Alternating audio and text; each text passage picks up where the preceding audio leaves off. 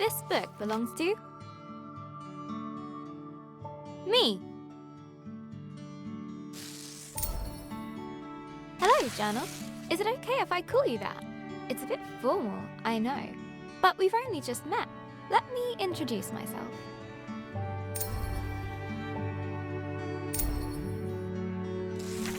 I'm Isabel Barbara Cook. Most people call me Izzy, not Dad. He calls me Titch. He's such a numpty head. My little brother Ben calls me Isbo. I call him He Who Chews Curtains. He likes red for breakfast and blue for dinner.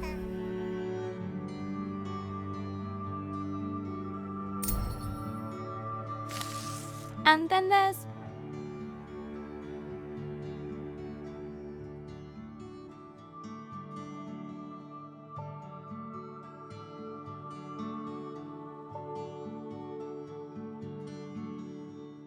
Mom, my top tea drinking buddy.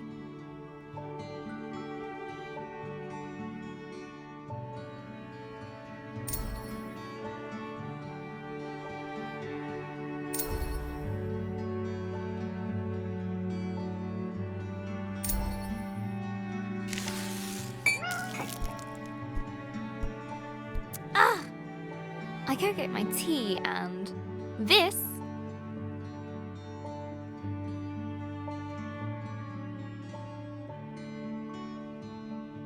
is Pinky.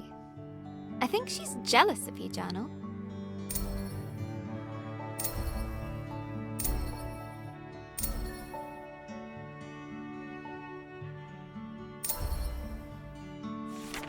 Today's my birthday. Dad made his best cake. Mum and Gran started the singing. Ben gurgled along. I blew out the candles.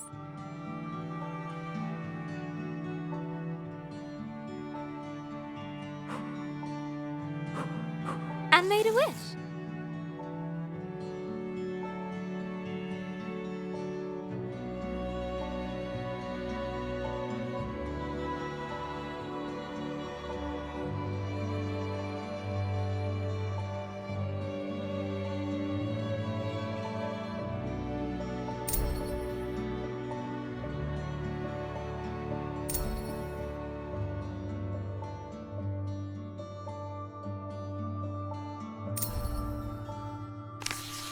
Since I was little, I've always dreamed of becoming a writer. This is where you come in, Journal.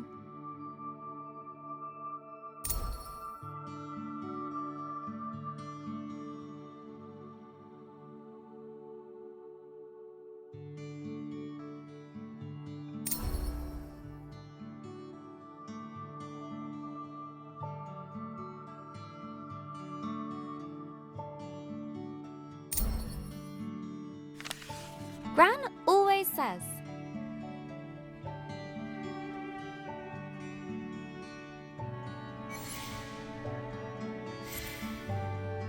a writer writes. No one ever got anything just by wanting it. I guess that birthday wish was a waste then.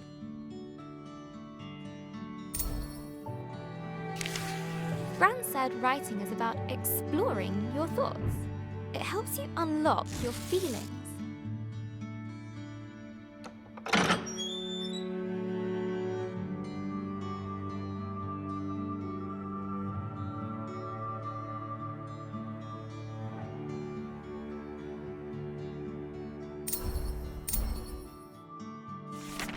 I'd like to write something that will make Gran smile. She always talks about little acorns growing into big trees. Is that to make me feel better about my height?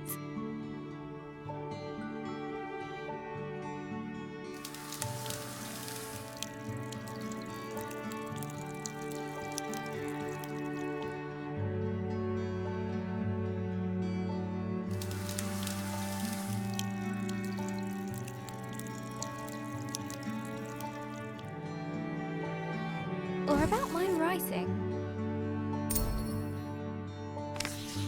I want to write a story, but what kind?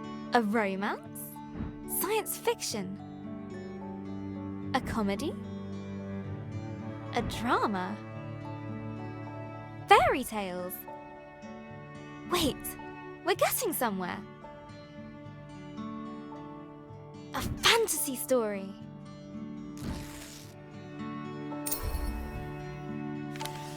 So, how do I start my fantasy story? Once upon a time.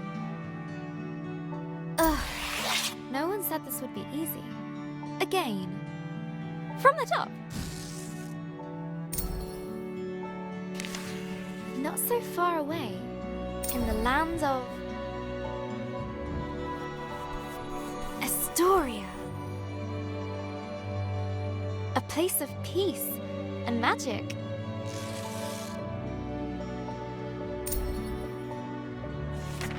There lived a girl named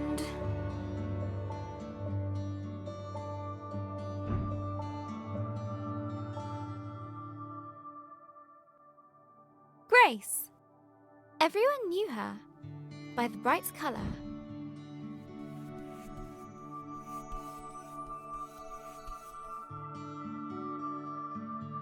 of her red dress.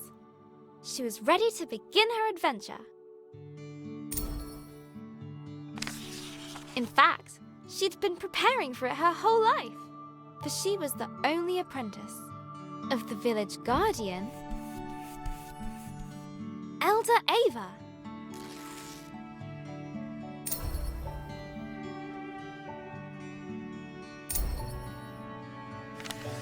Everyone was very fond of Grace. Her heart was full of curiosity and compassion. The villagers agreed that no one was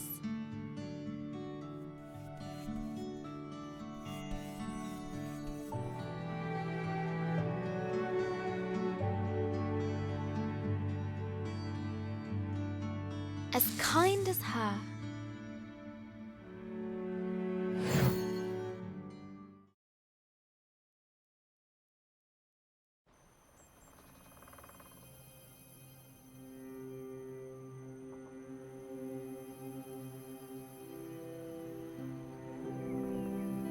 Not too far away, in the land of Estoria,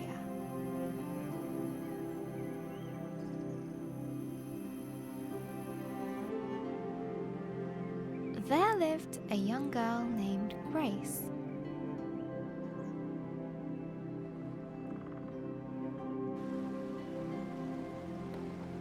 She was kind and loved taking care of the world around her.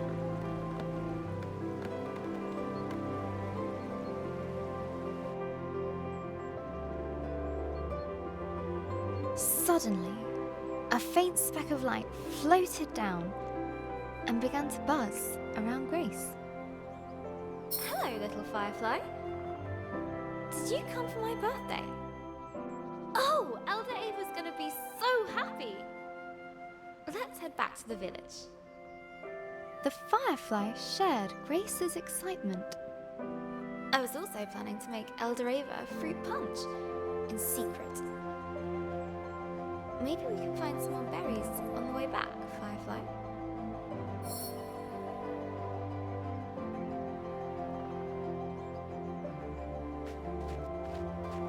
That's a juicy one. Good job, Firefly.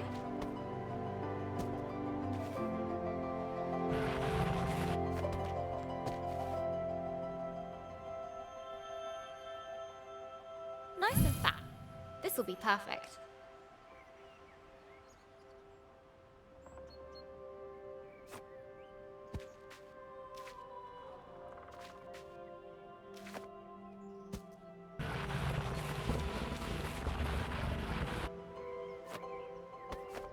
Another! Do fireflies drink punch?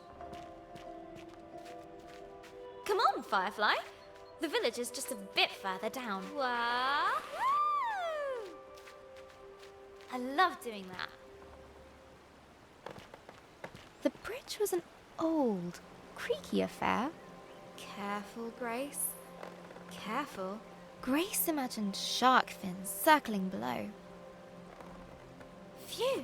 We made it, Firefly. And... down! Grace knew many secret paths back to the village. Like this one! She loved feeling the roots around her, as if the tree was giving her a gentle hug. Nearly there, Firefly.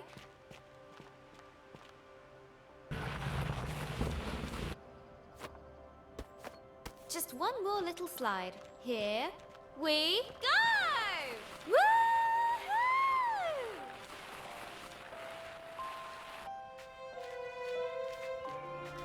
The old cargo lift, barely used.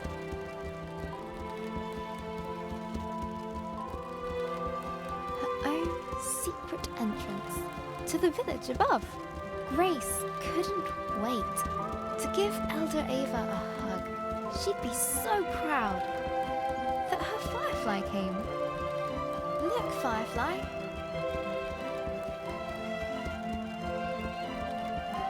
Home. The warm lights and enticing smells of Elder Ava's hut welcomed her.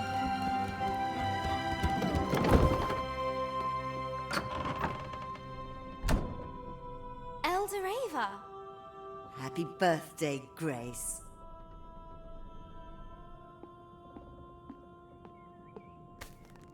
I've made a new friend.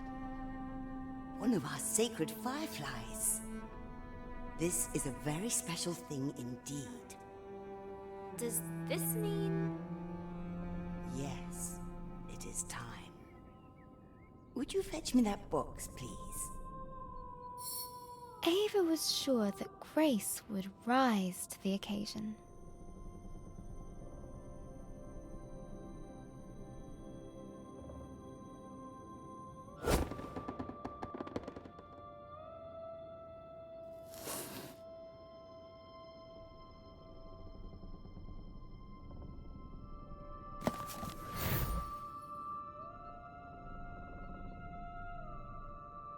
Go ahead, open it.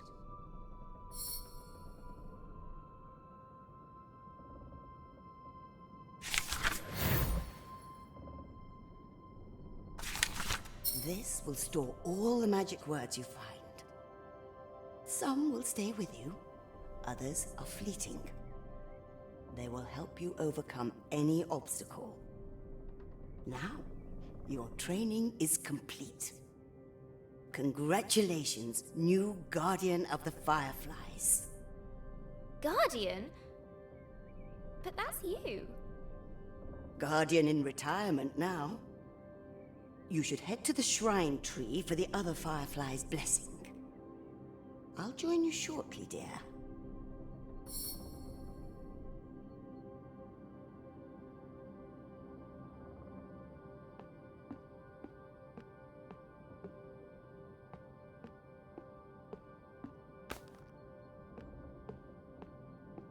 Oh, before I forget, a little something of mine to mark the occasion. Elder Ava reached inside her pocket and handed Grace a gift. Ava's favorite pendant, set with a giant... sapphire. Now, off you go.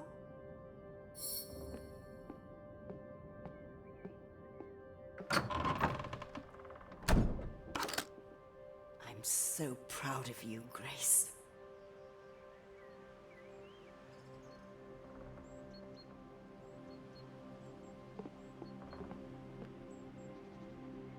I can't wait to try out my magic book. And all at once, Grace was surrounded by the hustle and bustle of village life.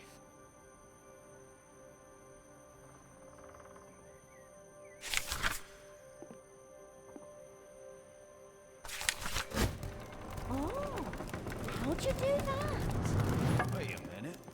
She's got the power. She must have the book. Grace must be the new Firefly Guardian. That was amazing. The best thing I've seen all morning.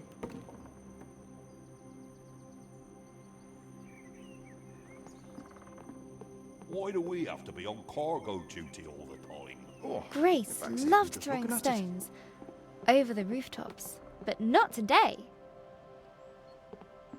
Look, Grace has the book. Ah, missed. Today, the Firefly Shrine was waiting.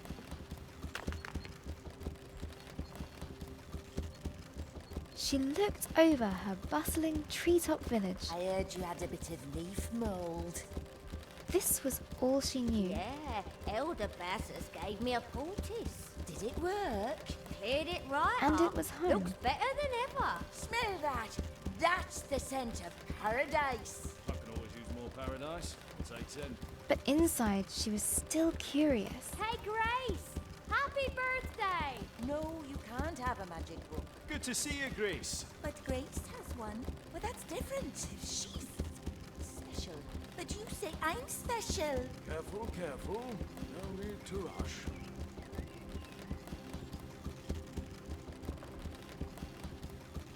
About the world that lay beyond.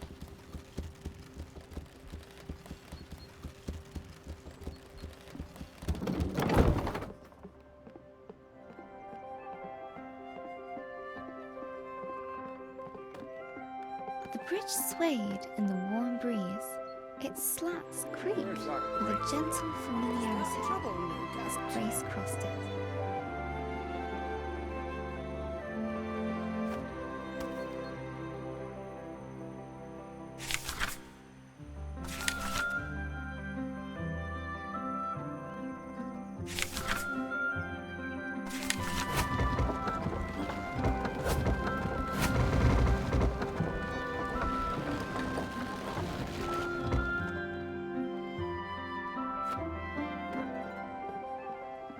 Haven't seen that book for a while, Grace.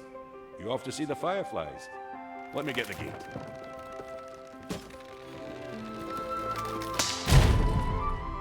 Ah! Blast!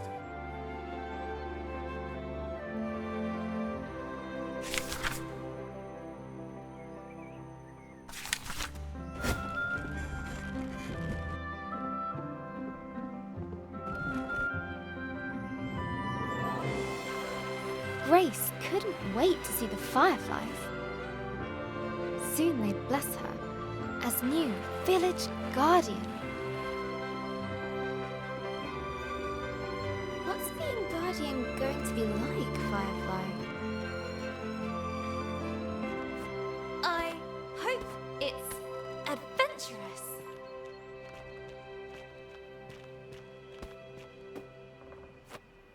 Let's swing into adventure. Perfect.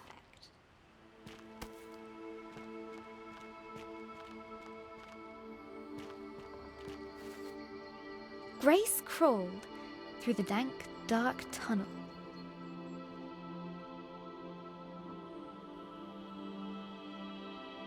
It didn't feel like being hugged at all.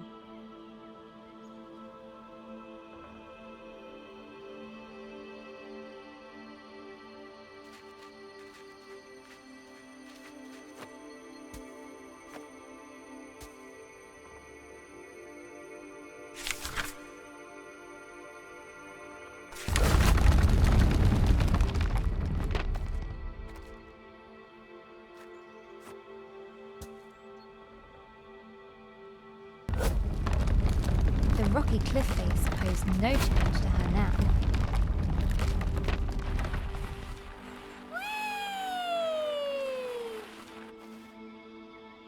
The sacred bell to announce her arrival.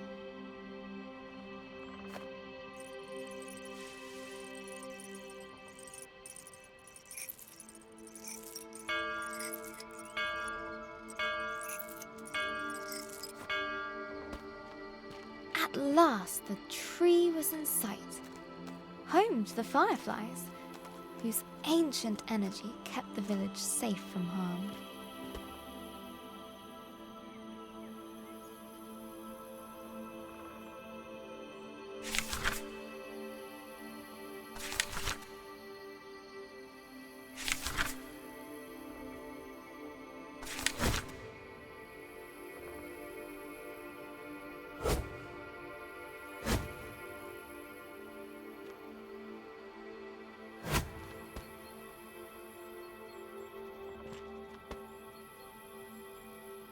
Go on. Show them what you can do. Use your word magic to get to the fireflies.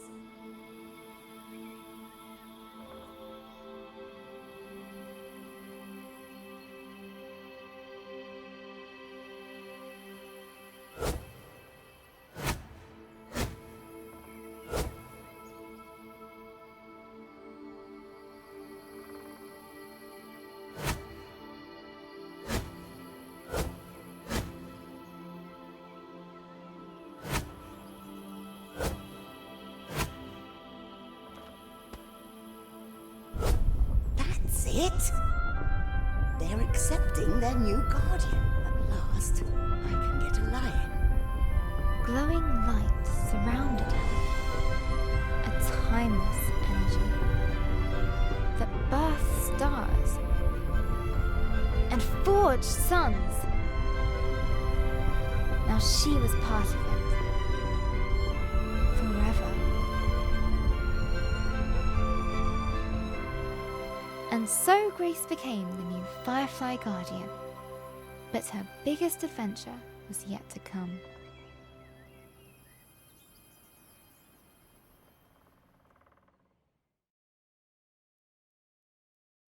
Hello, Journal.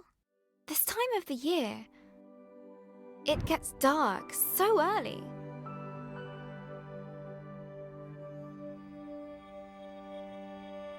Like the day is just an accident, and the night is how the world really works. Stars and fireflies glowing in the dark.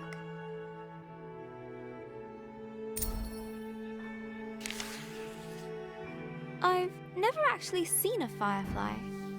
Do you think that matters, Journal? Glowing things are cool, especially in nature.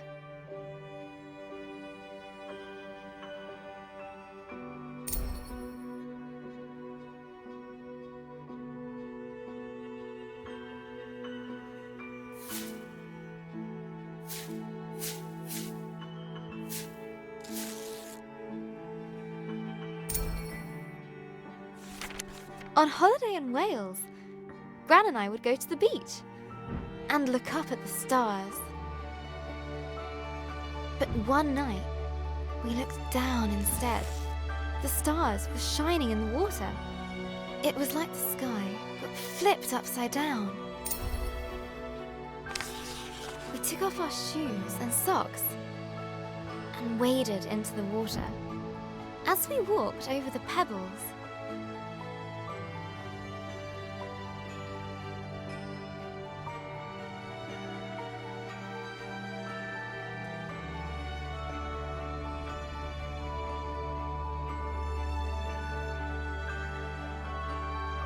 they glowed beneath our toes. Gran said it was called bioluminescence. Tiny plankton in the water being moved back and forth by the tide.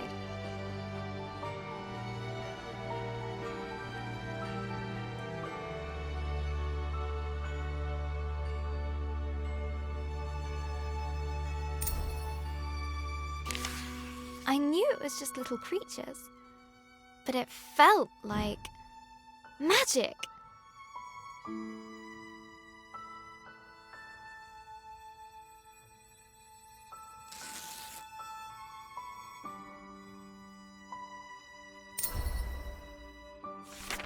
I got up very early the next morning. I sneaked into the kitchen, got a jam jar, and went down to the shore to where I'd seen the plankton.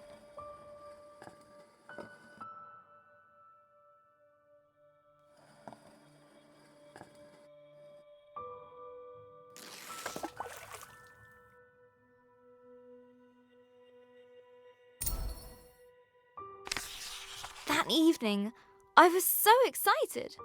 I carefully put the jar on my bedside table.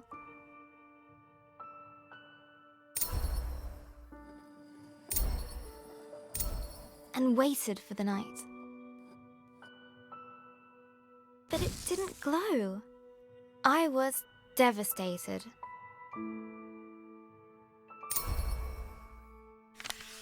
I showed Gran the jar.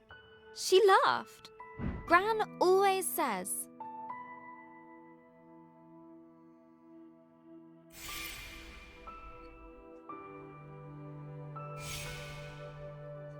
You can't put a cork in nature. they need sunlight and nutrients from the tide. Gran knows about those things. She used to be a marine biologist.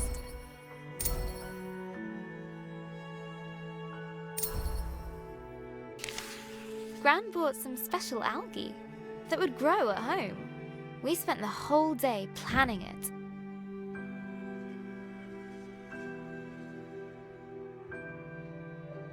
Sand.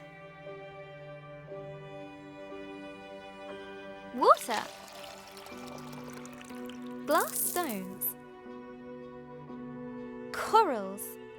A house. Pebbles. Company. Lights.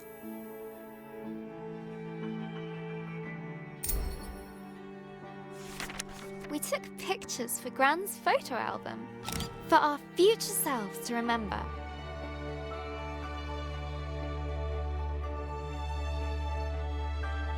How the tank took ages to fill.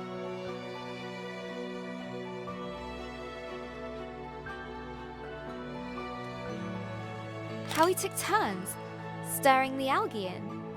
How happy we were when we had it all set. Just needs time to develop, said Gran.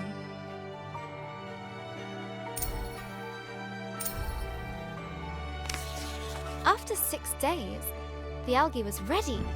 I put the tank on my desk and ran my finger through the water. My own bit of magic.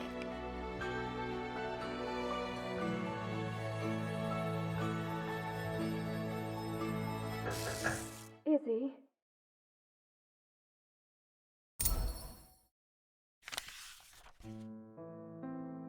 That was Mum. She just got a call. She has to leave now. It sounded really bad. I have a weird feeling in my stomach.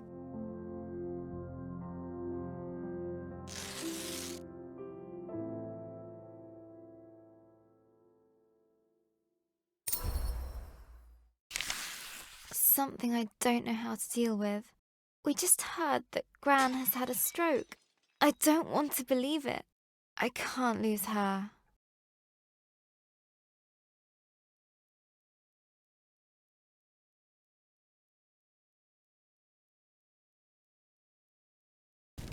Grace woke from a hazy, distant dream.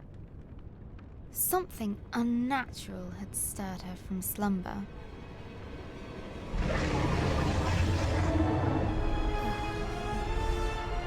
What's that noise? Eldoreva?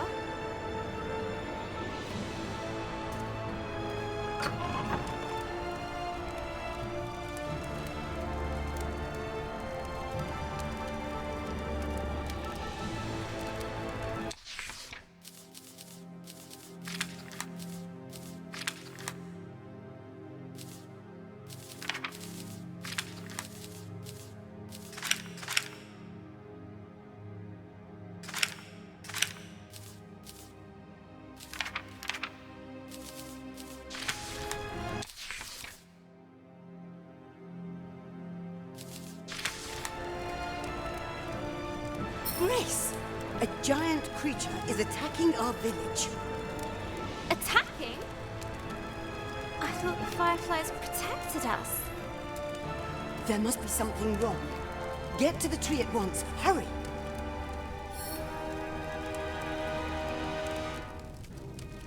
What creature could have caused this? And suddenly, Grace was surrounded by smoke and cinders.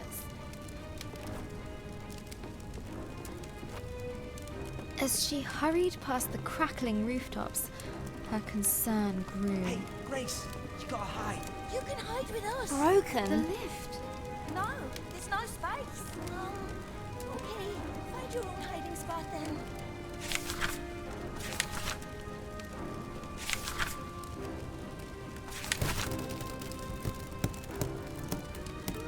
She looked at her burning treetop village. This was all she knew. This was home.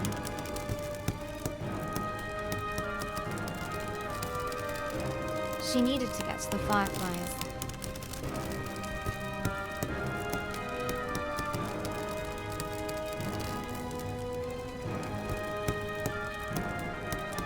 She needed to keep everyone safe.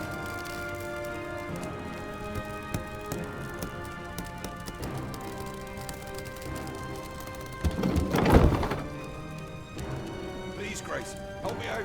I'm trapped into this thing.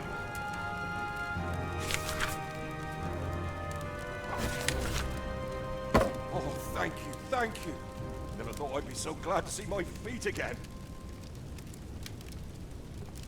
No, no, no! I need to get to the firefly tree. The bridge was beyond repair.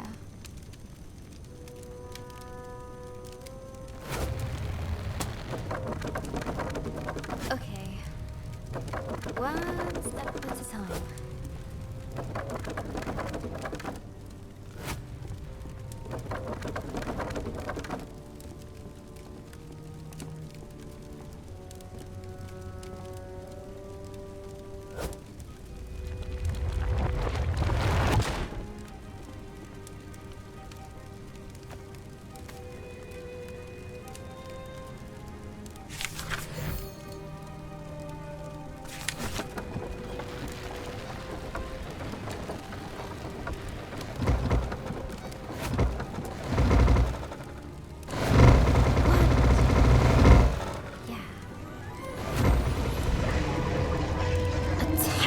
Noise echoed from beyond the village gate. Grace rushed out to meet it. Soon she would prove herself as the new village guardian. I can do this. Right, Firefly? Right? But she could not deny the creeping terror.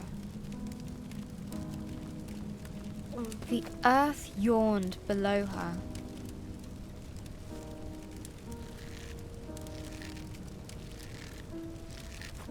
Phew. Made it. That was scary.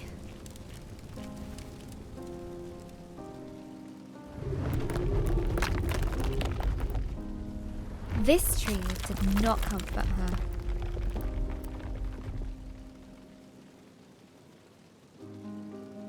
It was as scared as she was.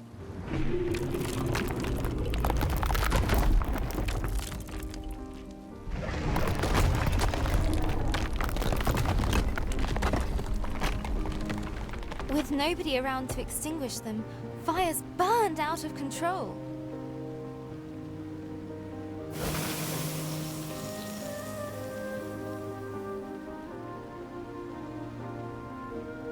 Some words will stay with you, others are fleeting.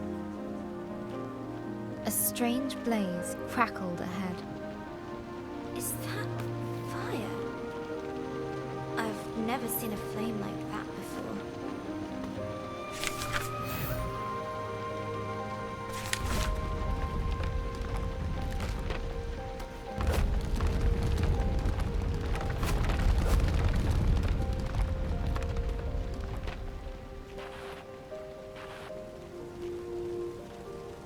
The sacred bell lay silent on the ground.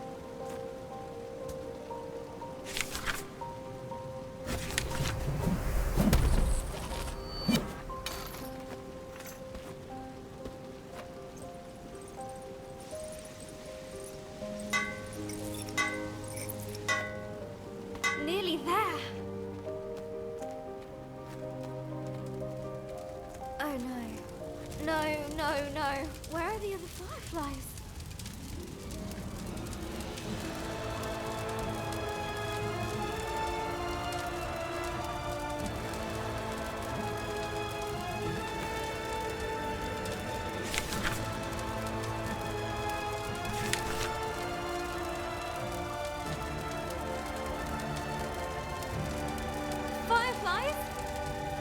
Please be here. Please be here. Soon, the dreadful realization dawned on Grace. The fireflies were gone.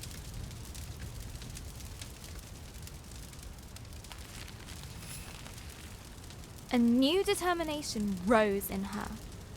She would find the fireflies. Eldoreva! Something took the fireflies.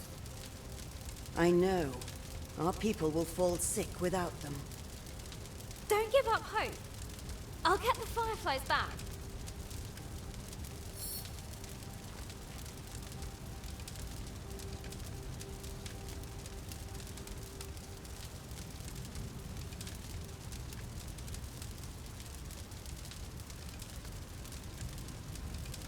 I'll make everyone better. I promise. Go, and may the love of this village guide you. Always.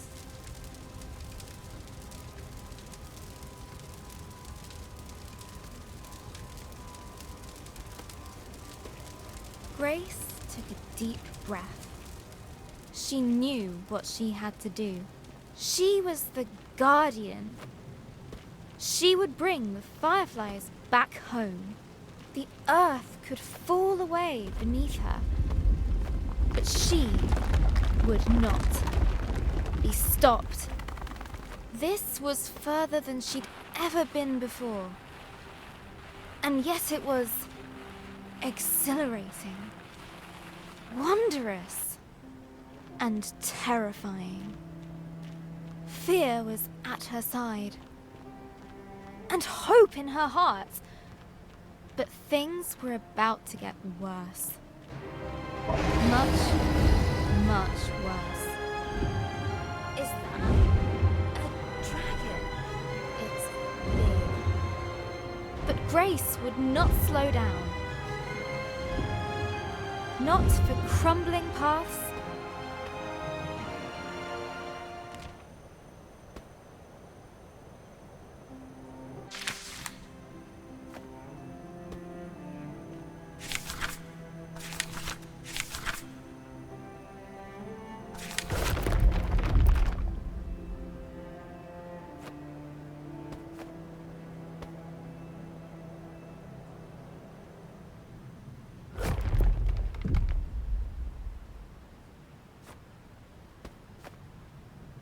Not for giant monsters. She would make it answer to her, no matter what. She would catch the dragon. No, wait! She raced forward.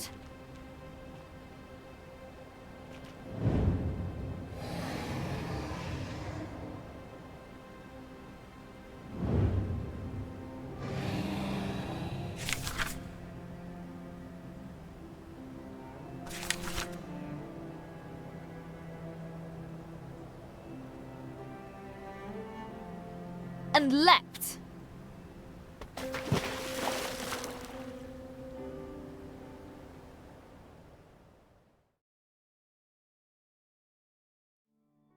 Hello, Journal. We went to see Gran today, in the hospital. It looked like a big grey fortress.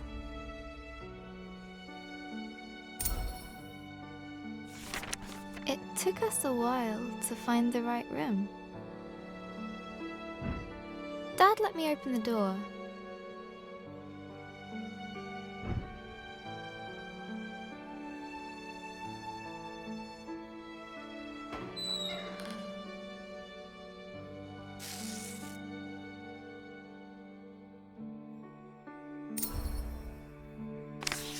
Gran has a big, cozy bed at home. Nothing like the hospital one she was in. Lying in there, she looked so small.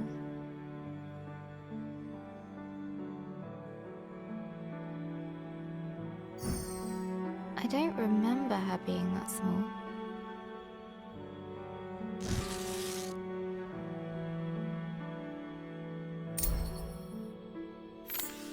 Gran's eyes were open, but she struggled to...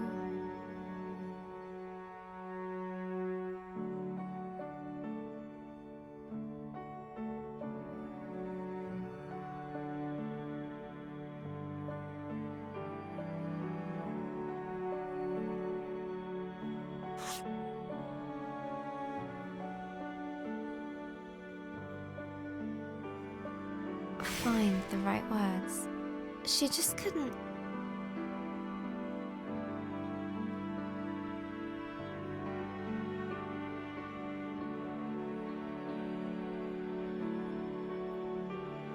speak properly. The doctor said it was called dysphasia. It was caused by the stroke. She's usually so talkative, but now she kept stopping.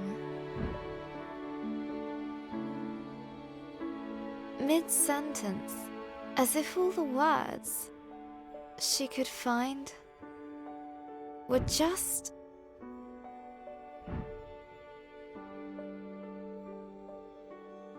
out of reach. I could see it really frustrating her.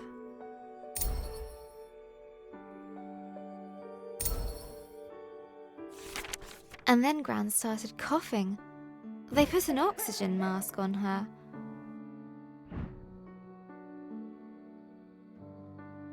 I told her she looked like Darth Gran.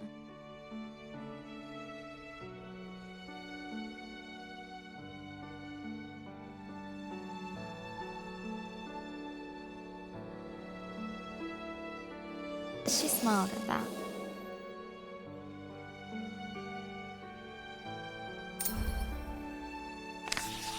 That reminds me of Gran telling me how she took Mum to the cinema. A long time ago, when Mum was my age. A Gran story! Gran and Mum went to see my favourite movie. Mum fell asleep, but Gran fell in love with it. When I was little, Gran would show it to me. On a battered video cassette, Gran would laugh at the robots and guess a funny smile. Whenever the scruffy-looking smuggler showed up, we'd watch it until we could quote all the best lines. We laughed a lot. Once she gets out, we're gonna watch them all over again. And when the next movie arrives, Gran and I are going to go to the cinema.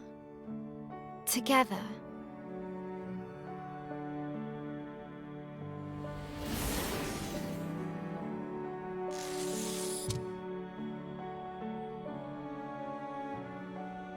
And soon, Gran and I will be playing games again.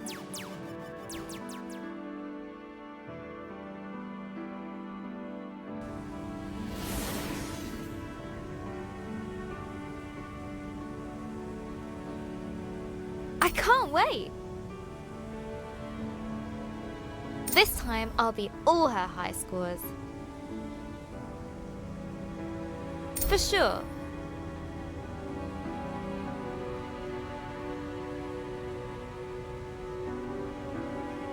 Gran's a tough cookie. In video games and everywhere else. I heard Mum crying in her room.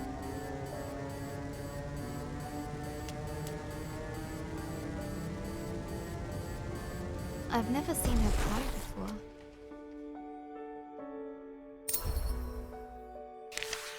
She looked so sad. I didn't know what to do. So I made her a cup of tea.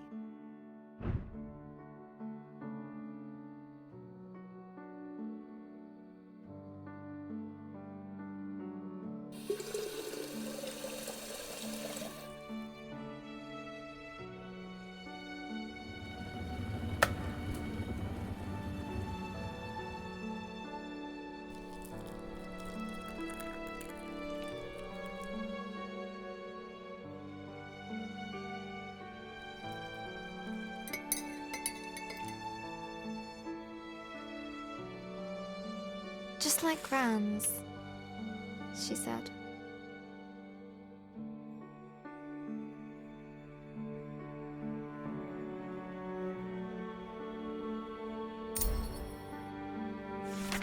Mum said Gran was getting tired. I said she's getting better.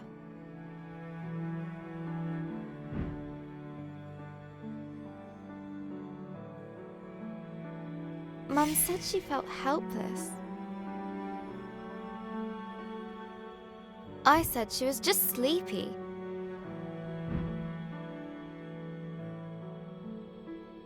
Mum said Gran's going to... I said she's going to be fine. Everything is going to be fine. All you need is a leap of faith. Will Gran still be Gran after this? Of course, she'll be fine. Fine! Gran is going to get better, right? I made her smile. That should help. Got to keep positive. Mum needs me to. I'll show Gran my story. Mum as well. They'll enjoy reading it. I hope it helps. What else can I do? I just need to finish my story. So, where were we?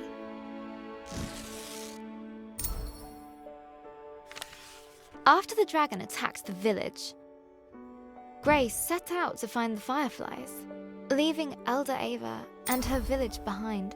Her journey took her to a vast desert with a guardian who guards it because it is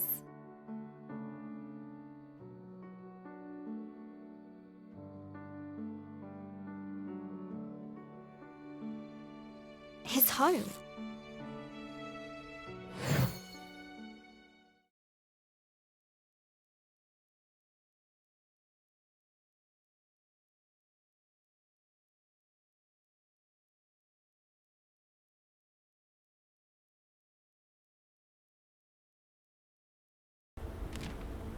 Grace had pursued the dragon far, far from home. The desert spread out before her. Dunes rising and falling like a sea of gold. Timeless and bewildering. A glow in the sand. I'll get you safely home.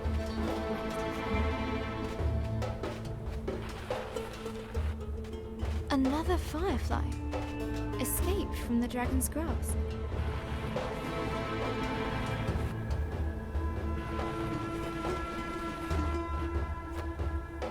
Hey there, little one. You're safe now. Where did this wind suddenly come from? There was something very unnatural about it.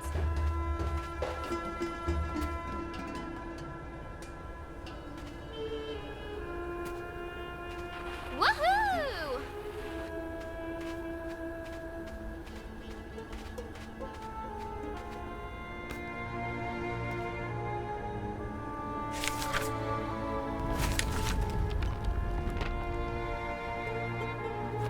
A little wind won't stop me.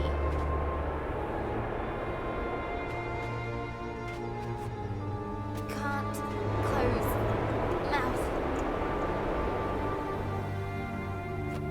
Hold on, fireflies. Hold on.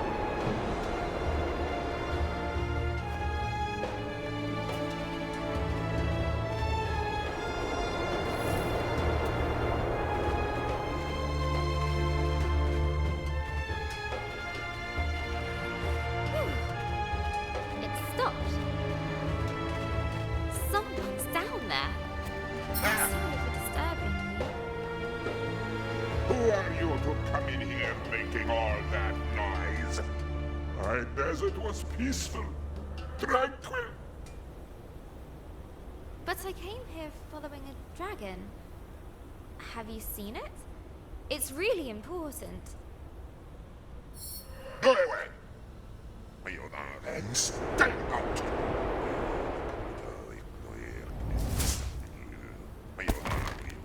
But Grace's will would not break that easily.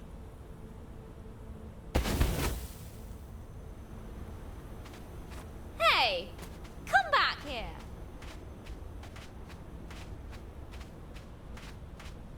I really need your help. I said go!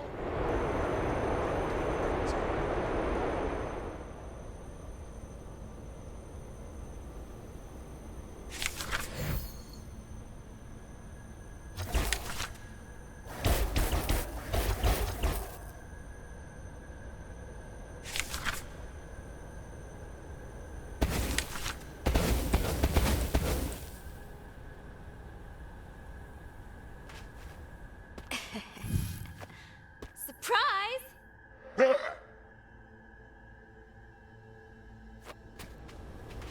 Really?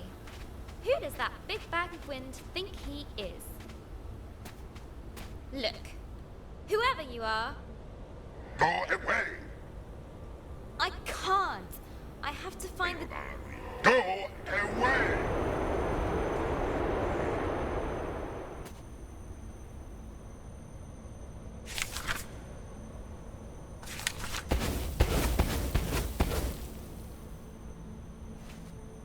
Okay, see ya.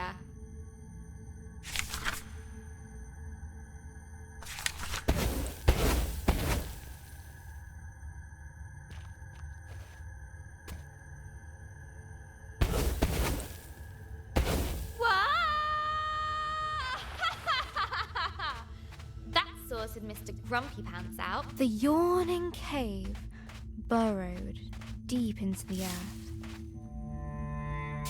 Home to wondrous life.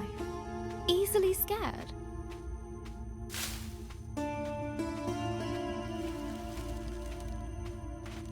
Whoa. This place is huge.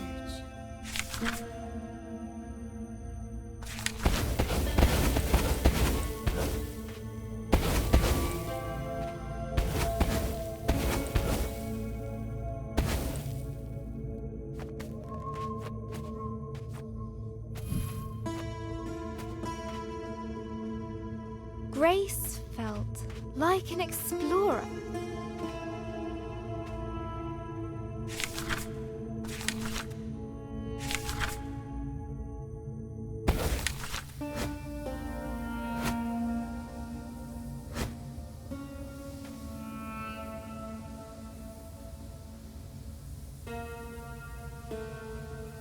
Uncovering the unknown. Far below the rolling dunes.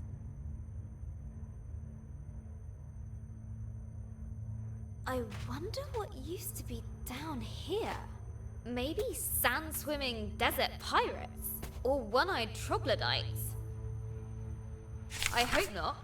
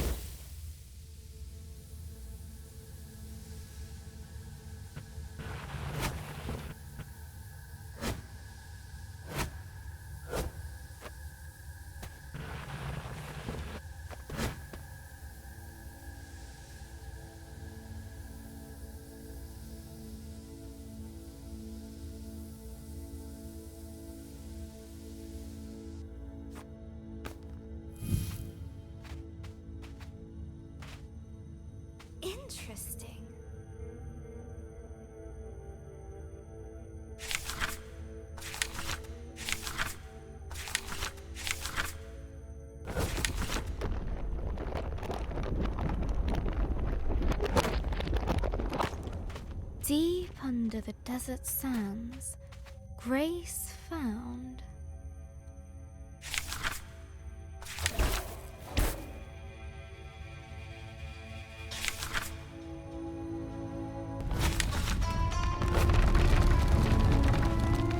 a long, forgotten chamber. The plant recoiled at the sound of her footsteps.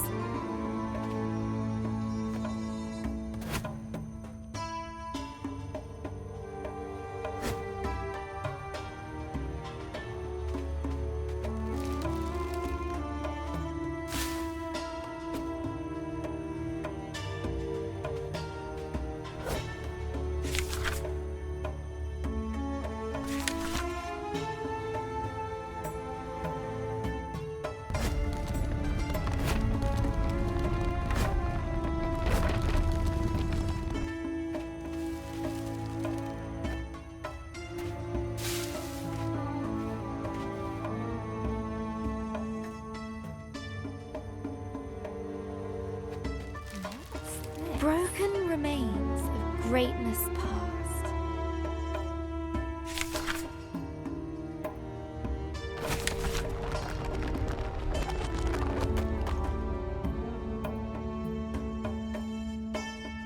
The silence of the ages filled the air.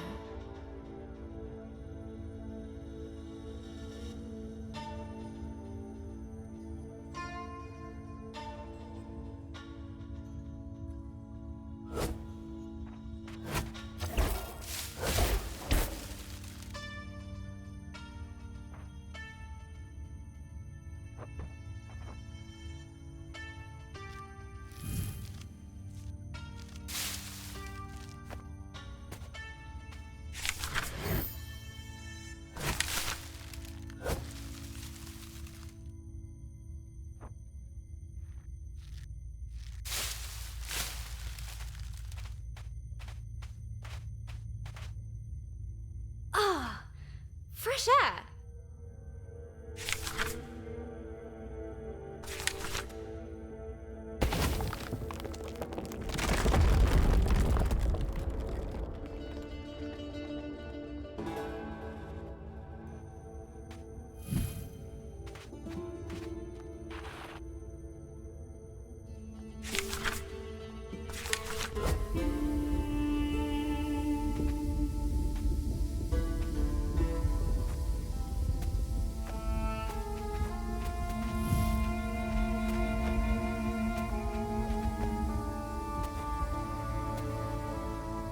A familiar, foul-tempered voice drifted down to Grace. Trespasser! Where is it? Beringas! Don't wait for an invite. Rude. It's just rude. Ah, you. You shall go no further.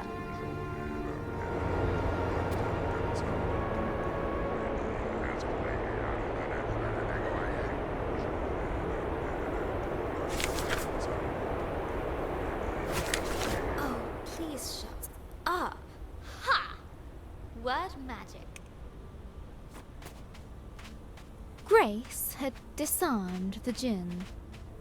His fury was great. Fortunately, his voice was very, very small. But the Desert Guardian would not let it rest.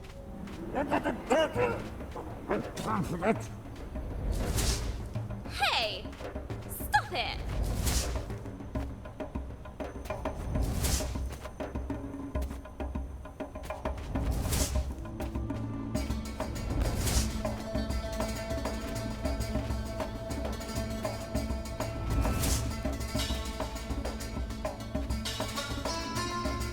I need to find the dragon! Don't you get that? I really don't have time for this.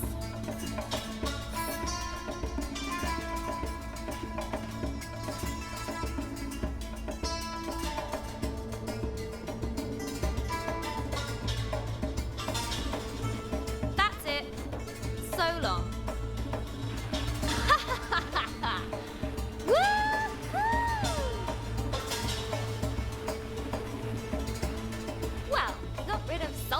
Thanks again. Now, what's all this? As she looked around this lonely, desolate place, Grace wondered, why would anyone choose to live here?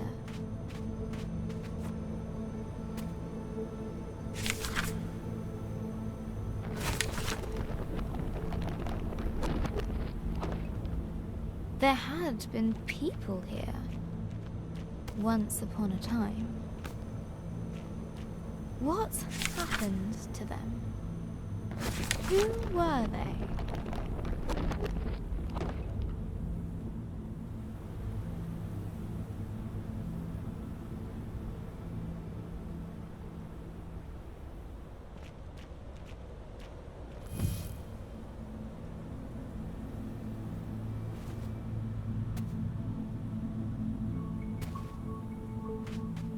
Maybe I'll find answers here.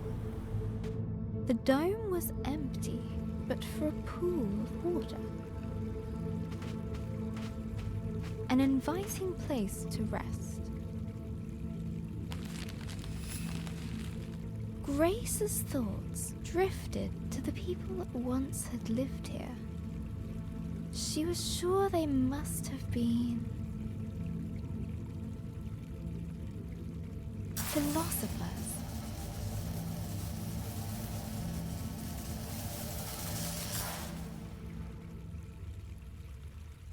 A distant roar roused Grace from her thoughts.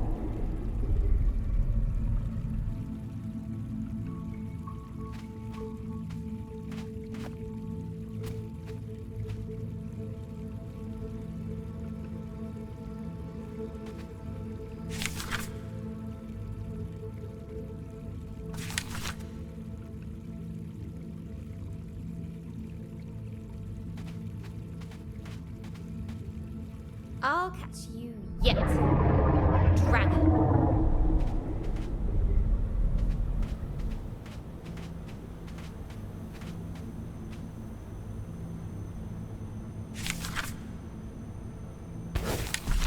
The ancient statues toppled before Grace.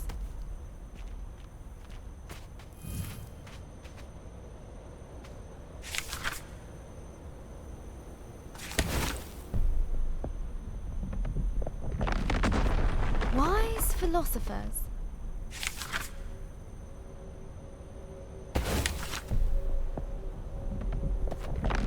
Pondering life's mysteries.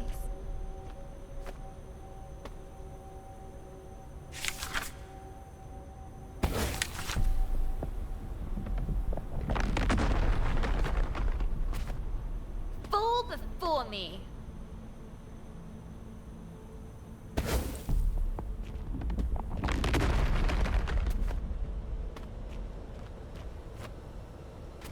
But behind Grace, a grumpy mumbling could be heard. Ugh, him again. Let's move.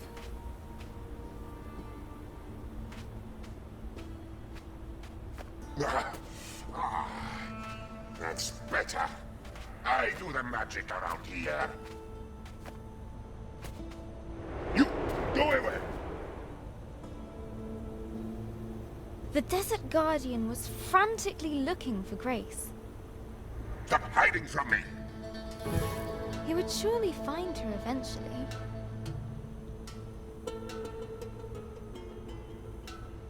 Wouldn't he? Easy.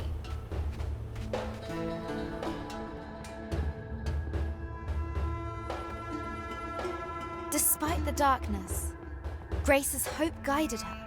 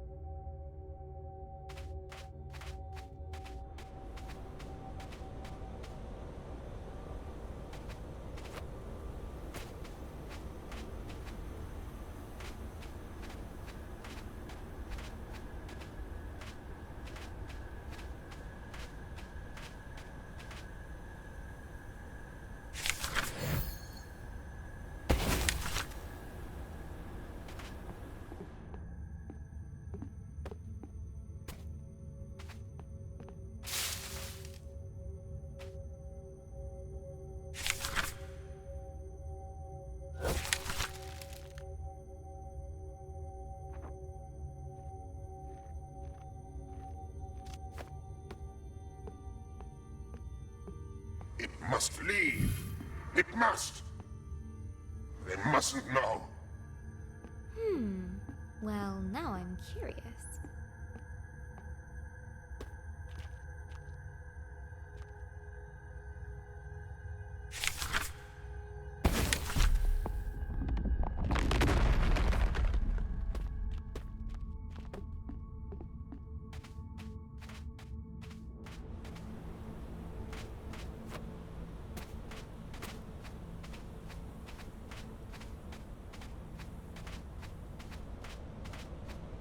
What is it with this guy?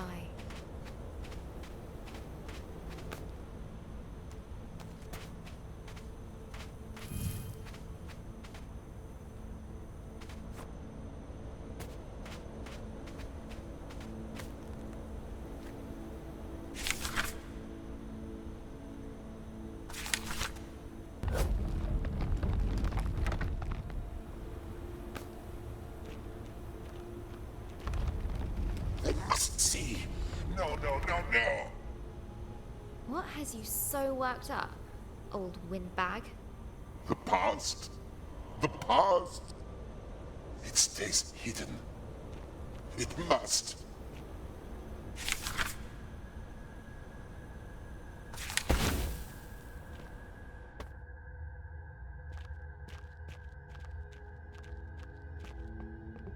Oh, the old days. So little left. Best forgotten. Look, whatever it is you don't want me to see, I'm sure we can... No, no, no, no. You cannot go further. Back. How can I get him to listen? Would she break the Jinn statue? Or repair it?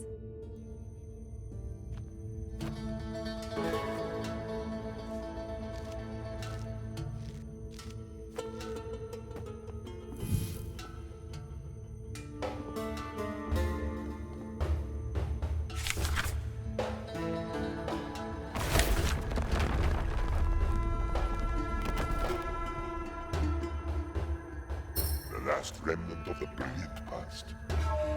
Gone. I am sorry. You weren't listening and I just... No. You were right to destroy my statue. I deserve no pity, no celebration. I failed.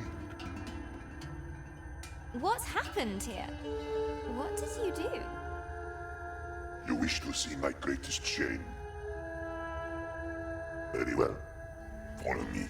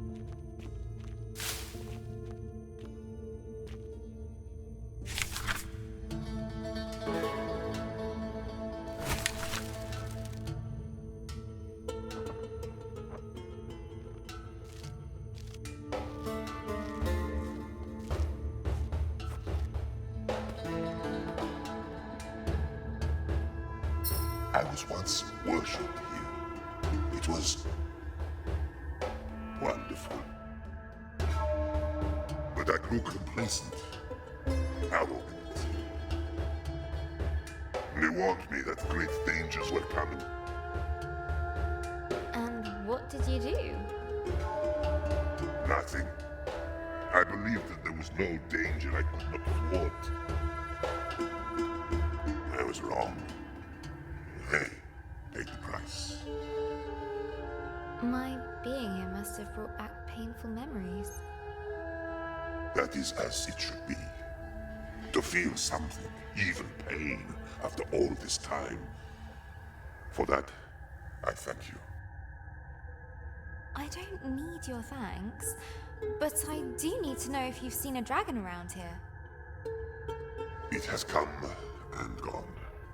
But there is something you should know about that beast. What was that?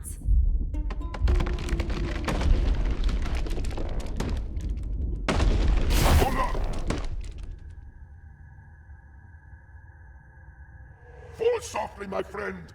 Knowledge will be yours in time. Use it more wisely than I did.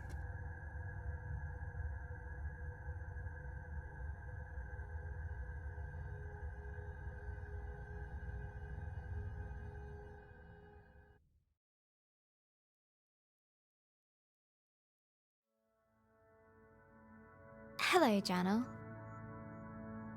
Today at school, I got my history essay back. I wrote about Vikings. I love Vikings.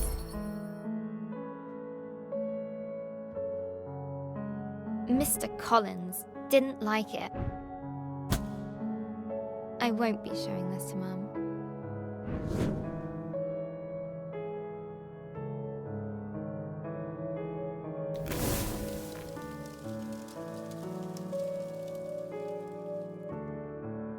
She has enough to worry about. Vikings are the best. They're tall and strong. They love conquering and fire. Vikings are basically all kinds of awesome. I could really use some awesome right now.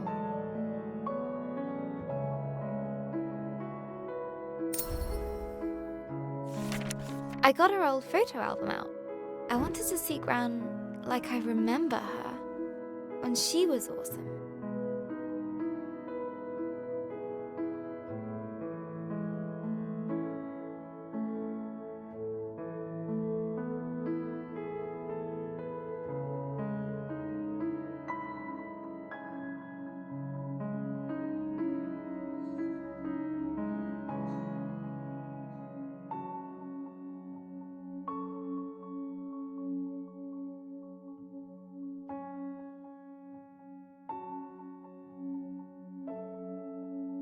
But every time I close my eyes, I see her in that horrible bed.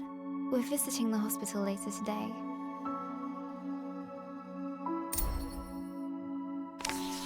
When we arrived, Gran was asleep. Her skin looked so thin, almost see-through, like tissue paper. She was Gran-shaped, but empty. I mean, that's silly, right, Journal? It's just Gran. But somehow it isn't. It's not her!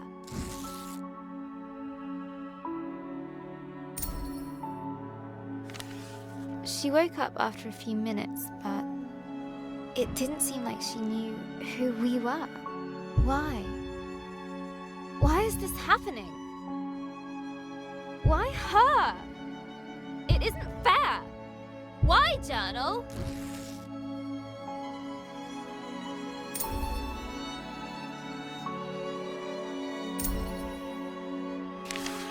Gran still can't speak properly. It's so cruel. She can't tell us anything. Like what she wants to eat. Or how she feels. And what's worse, everyone pretends they're having a real conversation with her. But they're not.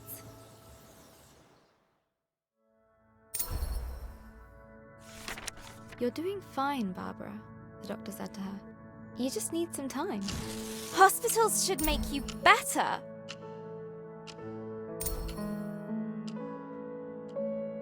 She's so ill now.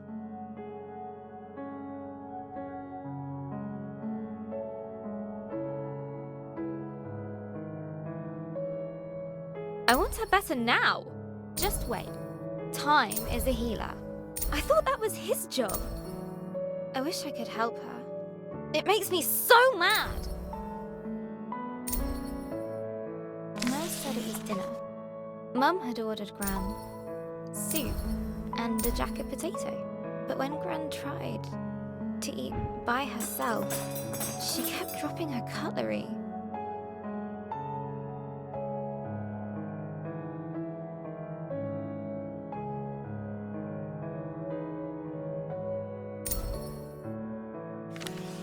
Then I noticed Mum had ordered her mushroom soup. Mushroom! Gran calls them nature's bogies.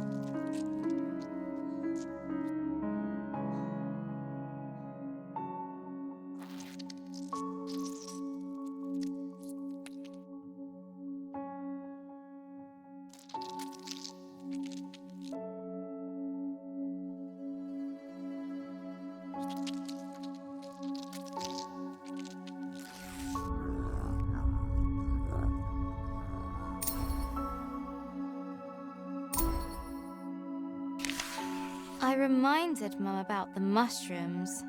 She got that look and banged the spoon against the bowl. There was lip pursing. But looking at Gran, I had to help her.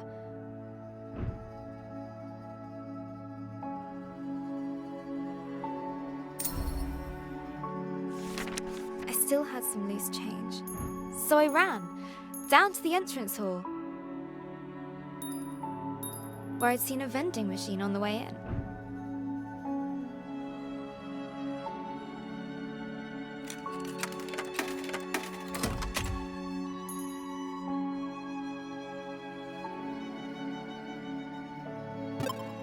Egg sandwich! Hurrying back to 305, I couldn't help but grin. They didn't let me back in. Adult talk. Wait outside. That's what they said. So I waited on a bench until Mum came out the room. She said nothing. Just took me to the car. We didn't speak a single word. Not at the car park. Not during our drive home.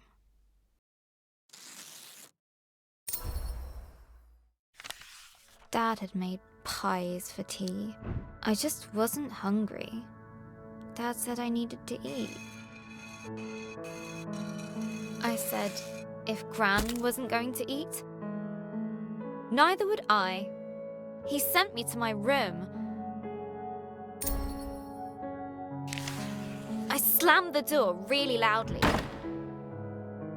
and flumped onto my bed. I still had the egg sandwich.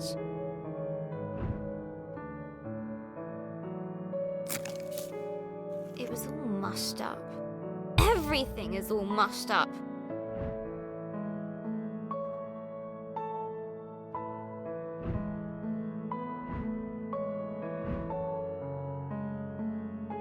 Dad is mean.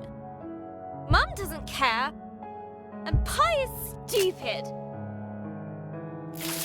Maybe I should just try to write my story.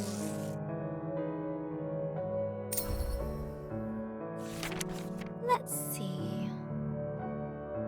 Last time, Grace was plunging down into the dark below, but the djinn spell slowed her fall. Down down she went, tumbling, helpless. Then and there, Grace started to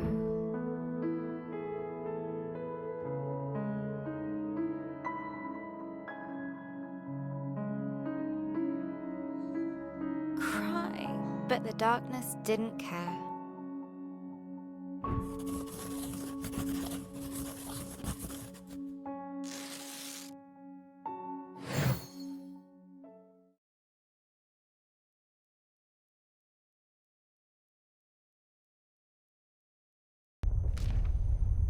As Grace hurtled through the darkness, her helplessness no longer made her feel scared. It made her feel frustrated, angry. She wanted answers.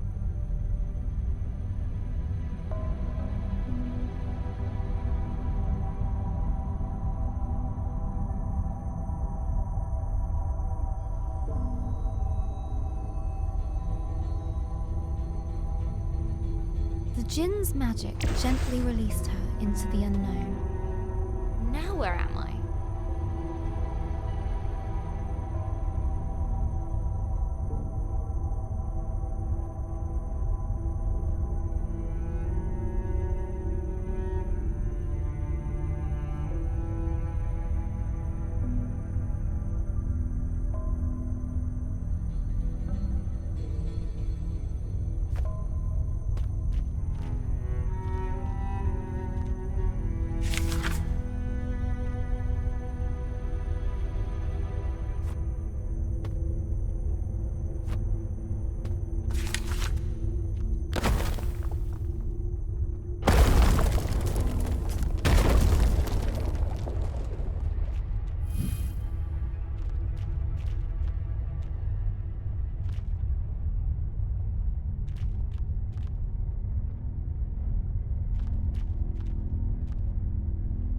The ground was warm to the touch. At least it's quiet now. Just my luck. And what's that? Molten stone. She'd seen nothing like this in her forest home. I really miss the folks at the village.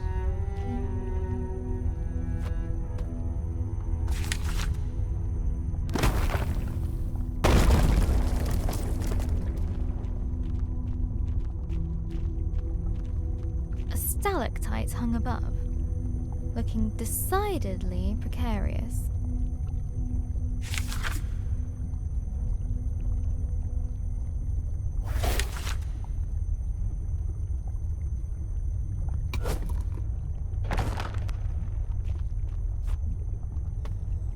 None of this seems welcoming.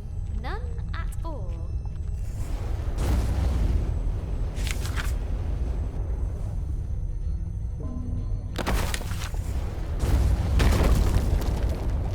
Careful! What is this?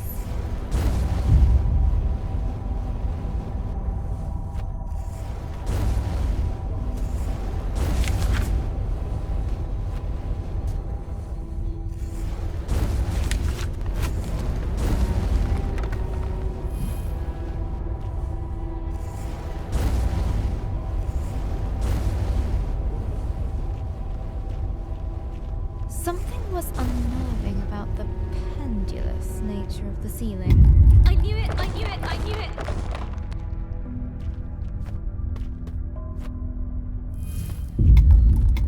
Ah! This is ridiculous! I need to find whatever is causing this and stop it, or I'll be smushed.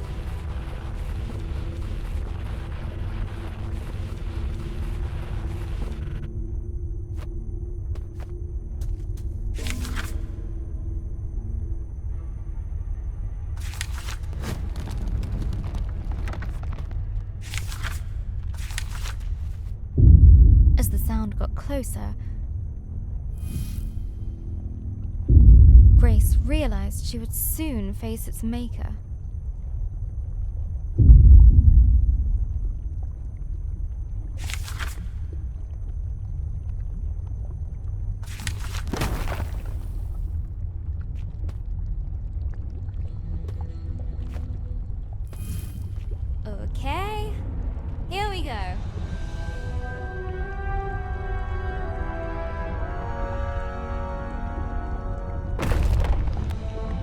fire and flame wrapped her form. Hey! Stop that! You'll bring the whole cave down! But the giantess just kept on pounding.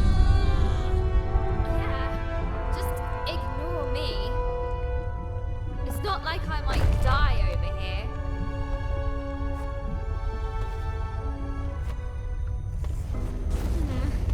At least that noise has stopped.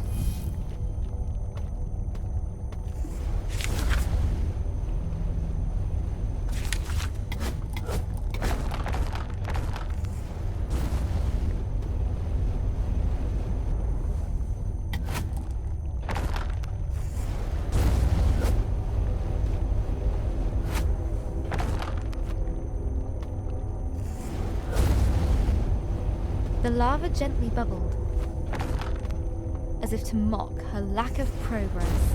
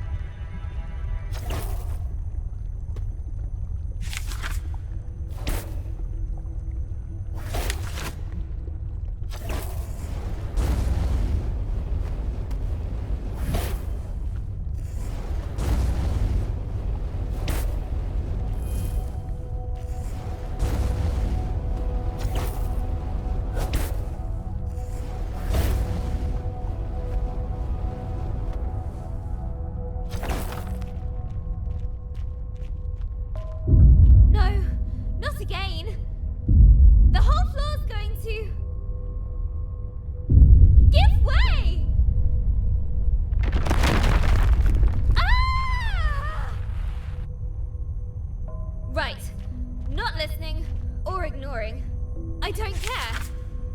I have to stop her. Inside Grace was a white, hot rage.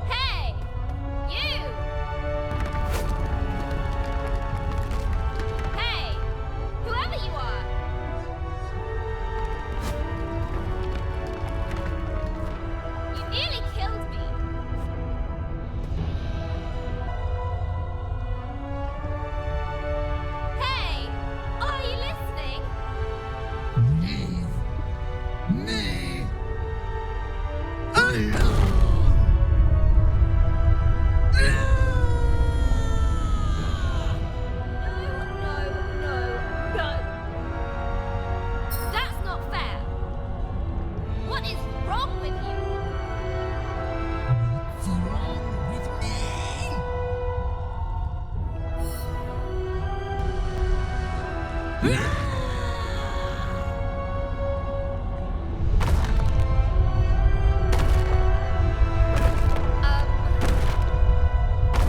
might have overdone this.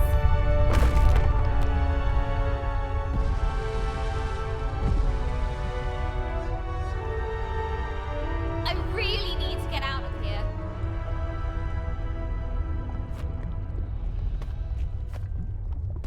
A timely exit. Grace didn't quite know what she'd encountered. Sheesh. She's so angry. The thought stuck with Grace. What's wrong with her, I wonder? Whew. I think I need a breather. A place to rest. Grace was beginning to feel the burn of loneliness.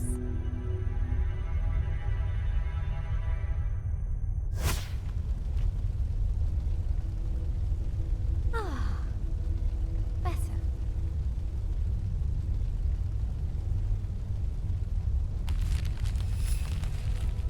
Grace's thoughts drifted back to the burning giantess. Why would she be so full of rage? She must have felt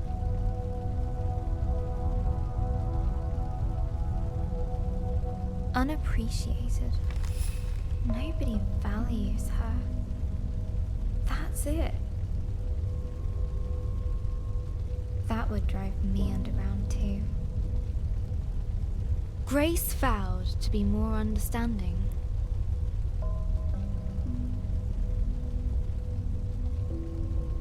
If they met again.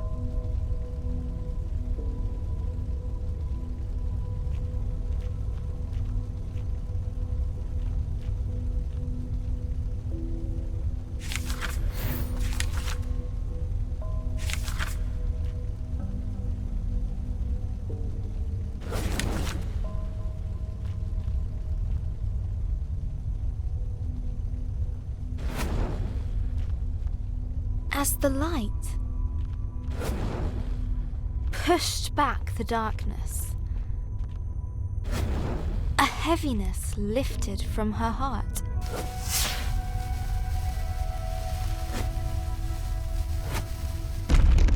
That was strangely satisfying.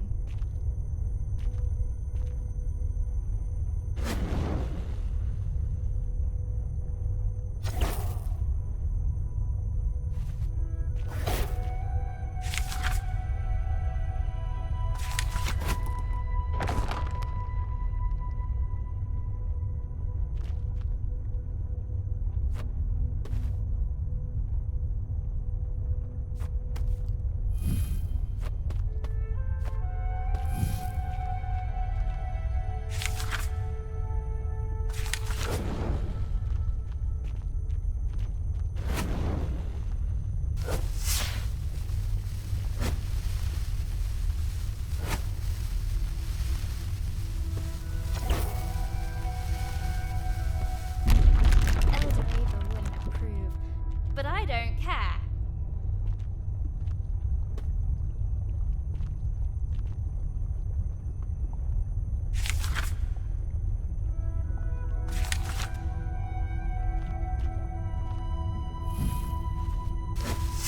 Yeah!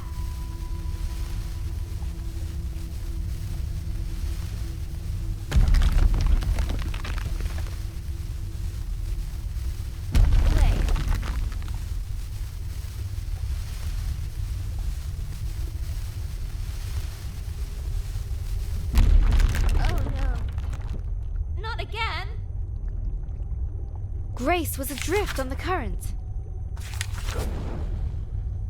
Without control.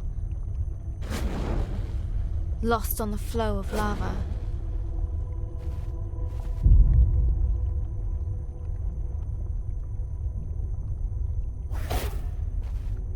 It would take her where it wished.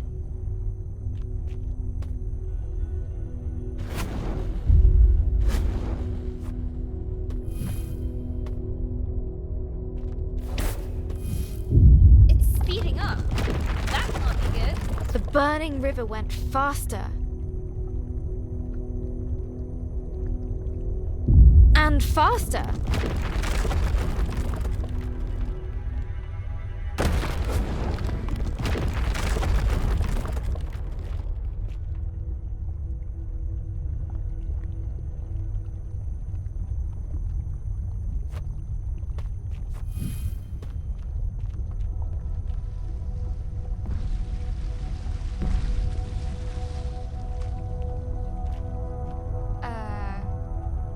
Okay, Grace. Remember, empathy. You! You again! She isn't listening. Run, Grace, run!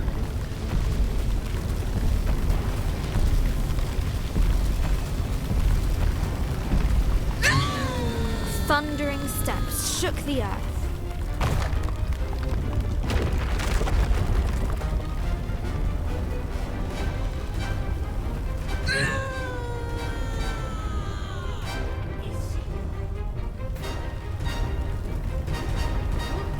Right behind me.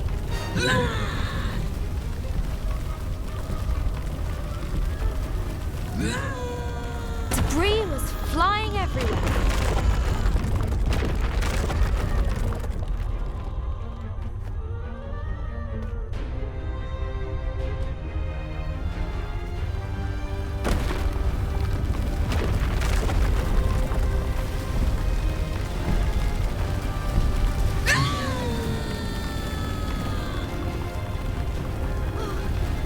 Sunlight. Freedom.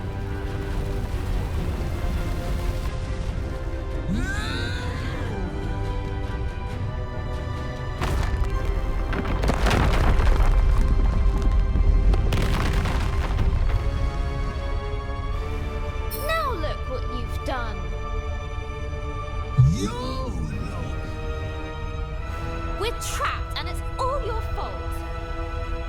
I hate this place and I hate you. I hate you! Her anger consumed itself. Huh? What happened to you? No! Don't feel so angry now! Angry. I know what that's like. To feel angry. As her anger left, it brought a change.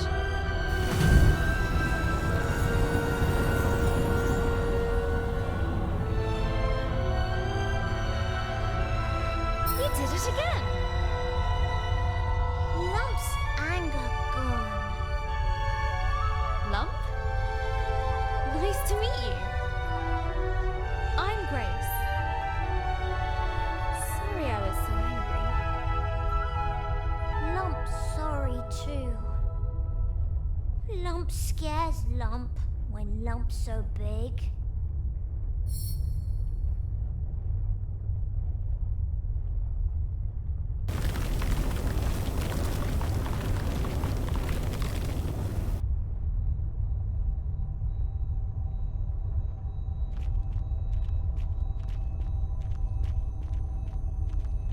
What?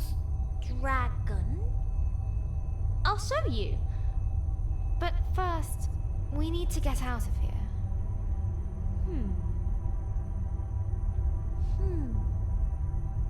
Just then, Grace noticed a boom shroom she hadn't seen before.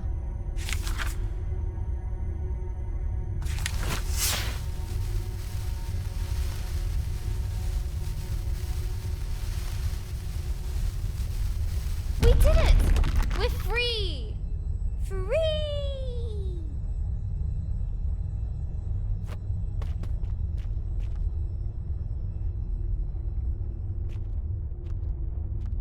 Lump!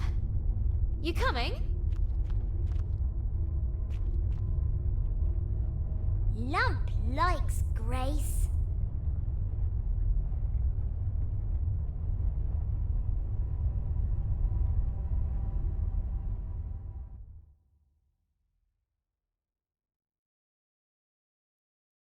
Hello, Journal. Today, Sarah at school told me her granddad had a stroke too. His mouth went lopsided, and he spoke a little funny. Now he mostly sits around, watching the telly.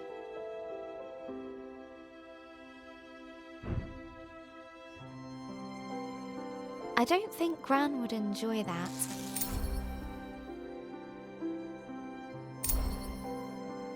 She'd feel like she was giving up. She'd want to keep moving, keep doing things. Gran always says.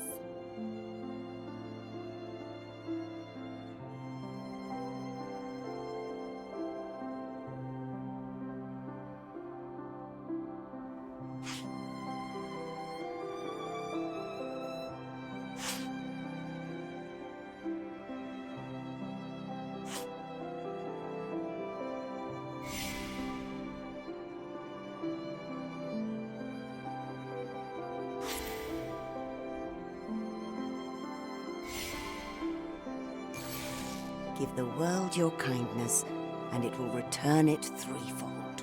The more positive energy and kindness you give the world, the more you get back. When Mr. Parry's lawn got too high, Gran cut it for him.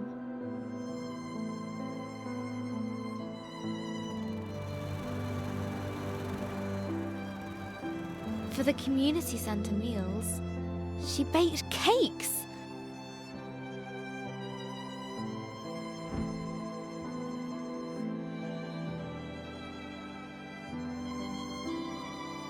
She even does the unthinkable.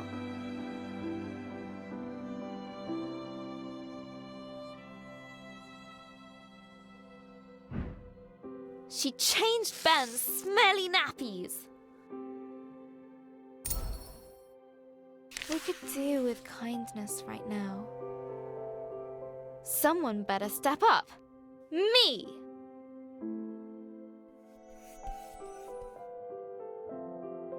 Starting with bringing world peace? Cooking for the elderly? Cutting Mr. Parry's lawn? Tidying my room?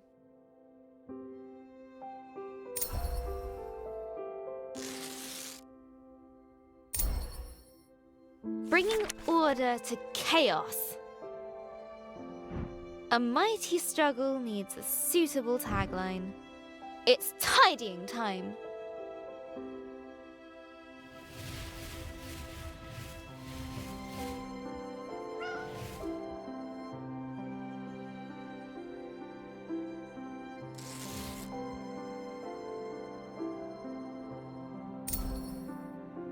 And then I did the washing up from breakfast.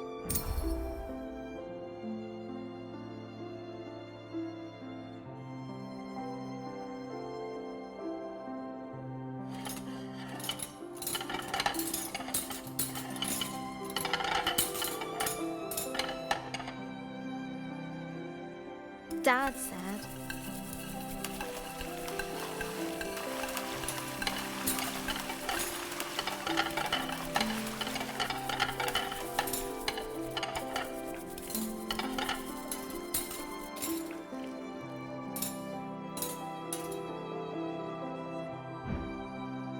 "It's a miracle." Then he bowed at my feet. He's such a complete numpty head. But it made Mum laugh. And when we got to the hospital later, Gran was sitting in a chair and looking out the window. She was smiling. So all the things I've been doing have been working. I just have to do more.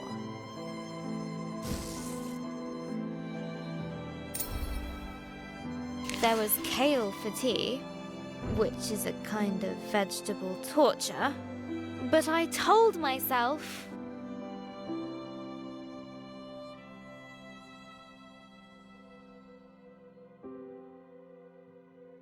that if I could eat all of it, then Gran would be even better tomorrow.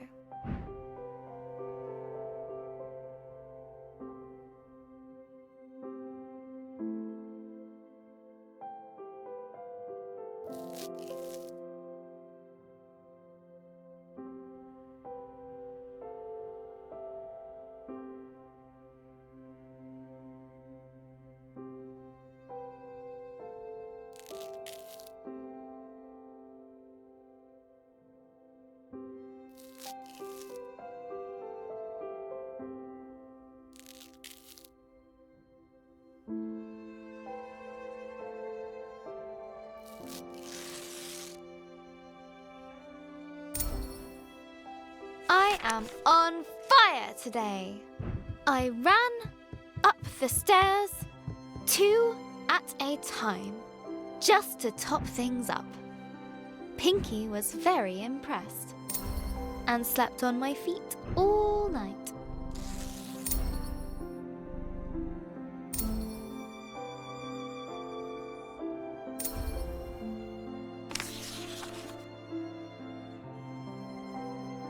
Hello again, journal. I couldn't sleep. I guess I felt a bit silly. I mean, who cares if I eat my kale? Well, Dad, maybe? But does any of this really make a difference? It's just, if there's a sliver of a chance it actually does, I want to believe in it.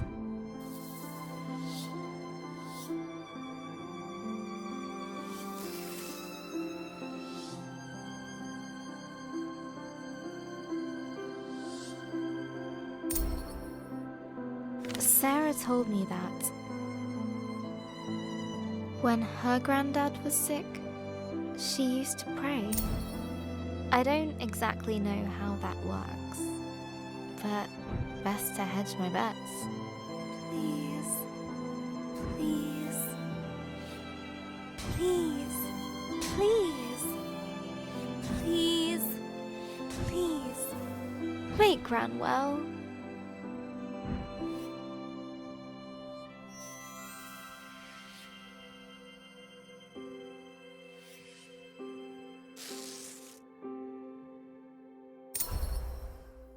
Sarah's family are pretty religious.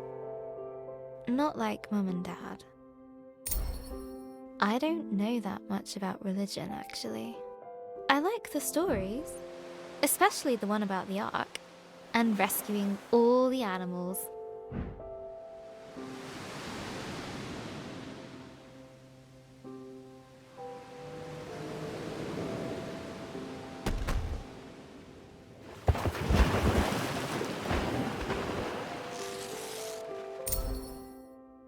Gran was raised Catholic, but I never really heard her talk about God, apart from...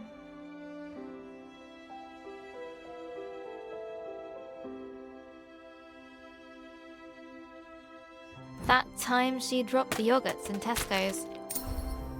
We took care of the mess before the staff noticed.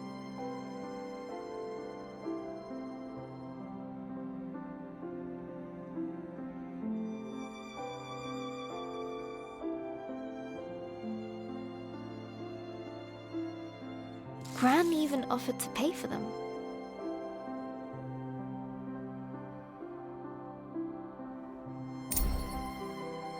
I asked her once. She said, if there is a God, they're in our actions. How we help and love one another.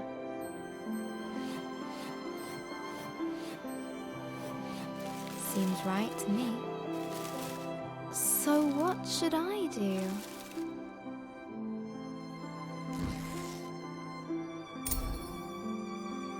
I'm going to bring in my story next time we go to the hospital.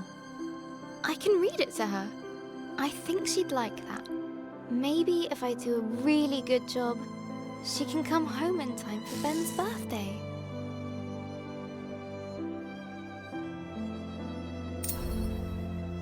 But first, I need to get on with the story.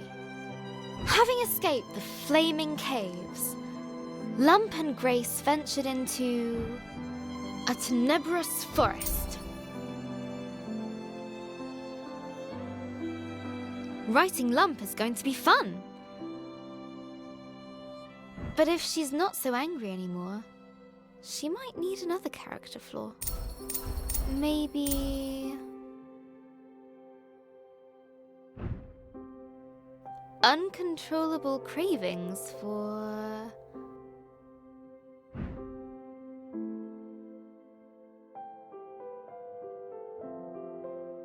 sweet fruit.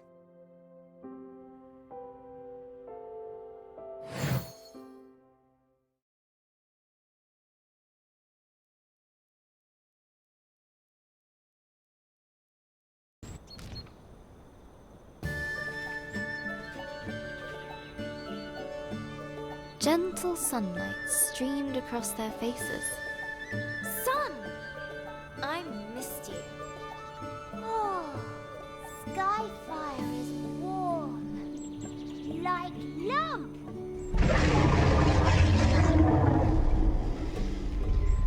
That's the dragon. We've got to follow it. Dragon?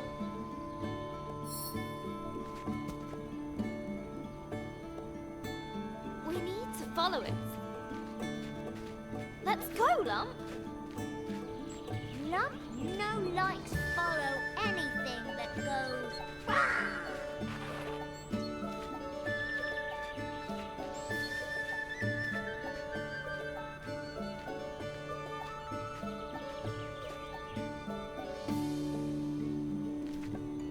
Are you coming? Claw things. They're spooky.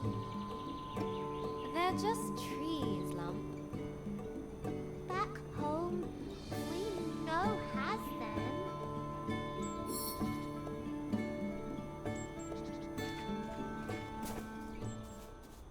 The grey forest, dark, foreboding.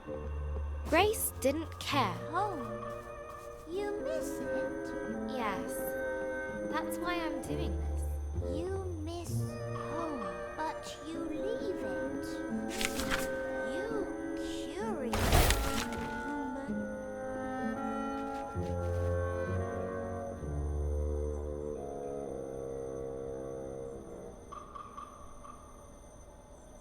I had to. The dragon stole our fireflies. I promised to get them back.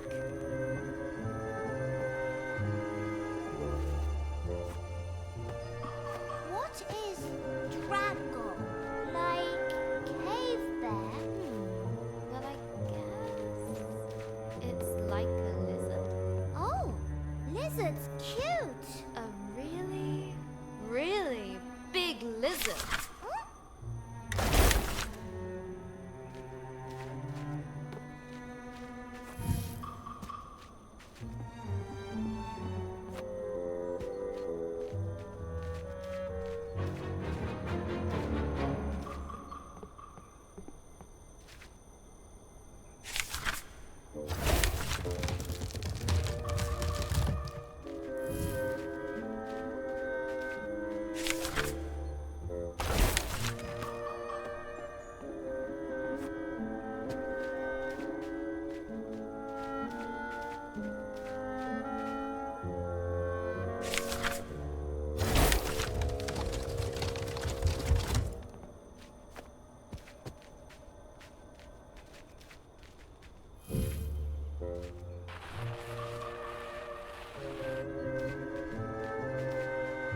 Ooh, big stone.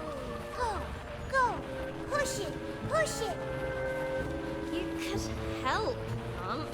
Lump small. Lump no use. You used to be a lot bigger.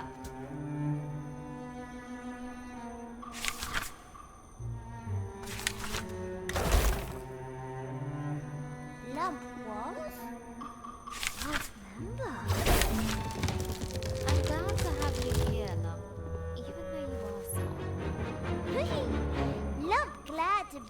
human. You are the bestest human. Yes, yes!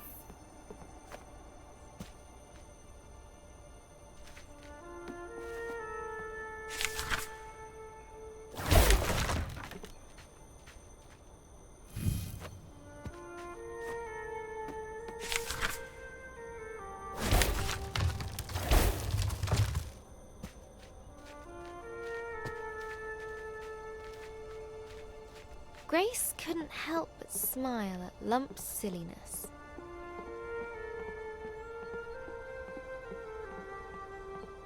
Her fiery friend was finding a place near and dear to her heart.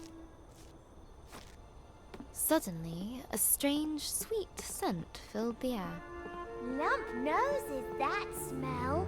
What is it, Lump? Looks like some kind of fruit. A fruit? Yum, yum. Lump loves fruit. That's nice. Like honey from back home. Wait. I can't let myself be distracted. We need to go. Now! But the fruit. Okay.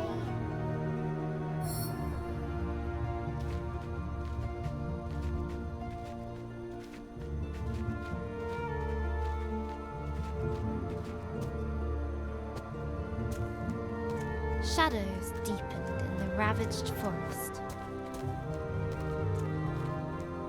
We're getting closer. Do we want to be closer? Look, Lump! Dragonfire! It's here. Yes, yes. Dragon here. It's Kay. Lump's okay.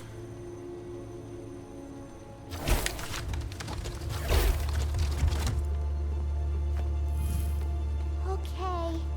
Lump trust Grace. Us chase dragon. Whee! That's the spirit, Lump. We're near. I can feel it. Yes!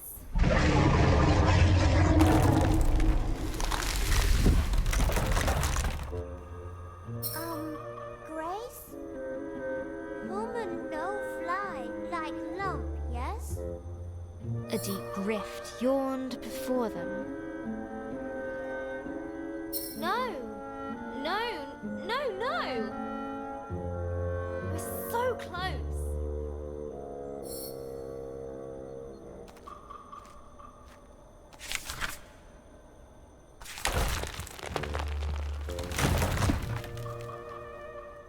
That wasn't meant to happen.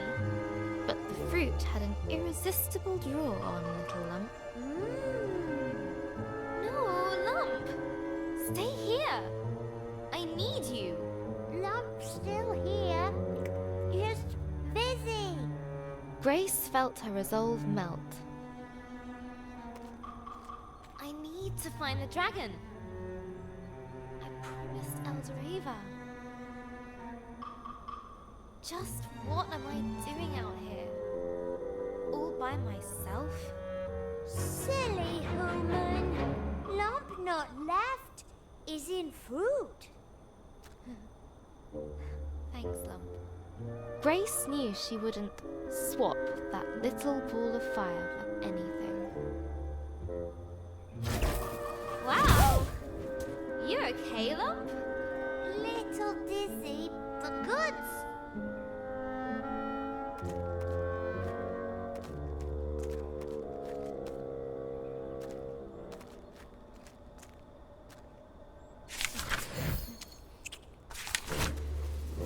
What a rush!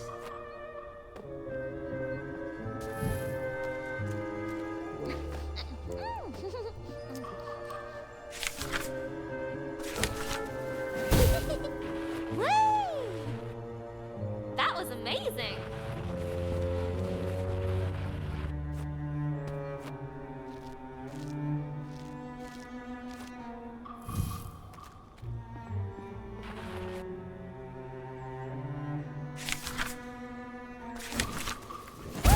We is great team.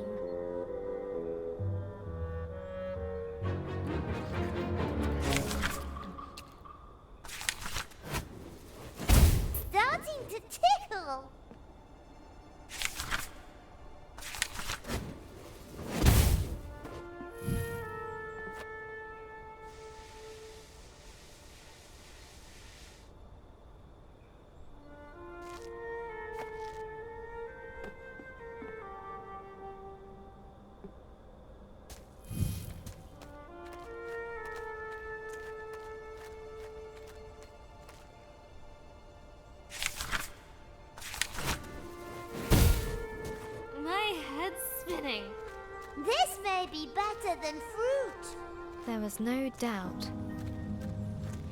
Something strong and very, very large had been here recently.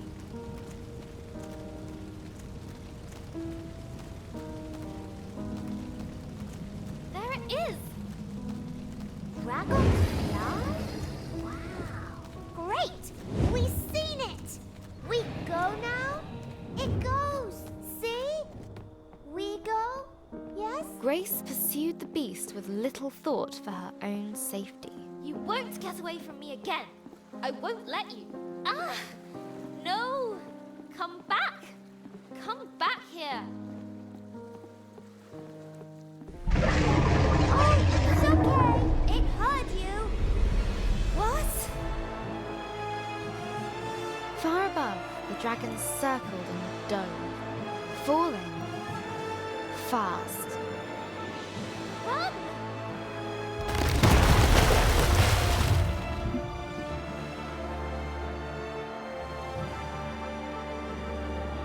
As the waters calmed, Grace realized the dragon had gone far, far below. No!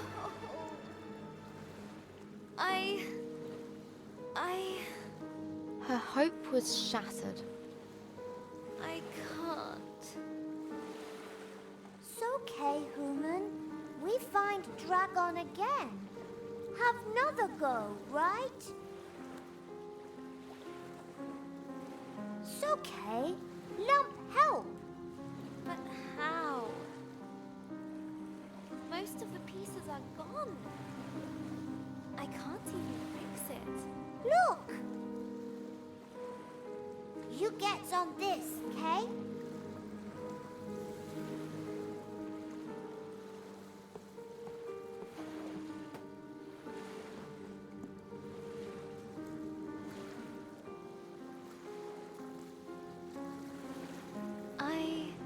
I don't even know where I'm going anymore. What am I doing? I'm such an idiot. What did I think I was going to do if I caught it? You tried though, human. That's important. Look! One of them's little glowy things you likes.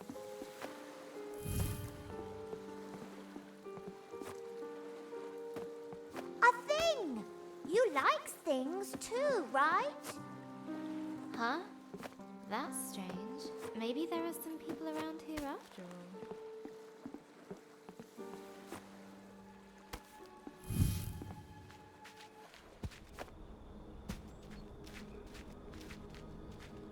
Look! Stuff! All broken. Forgotten. Much sad. Maybe dragon? Clumsy, clumsy.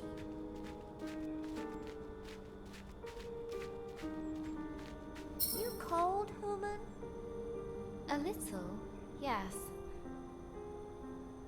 Lump make fireball. You bring wood, yes? Okay. I can do that.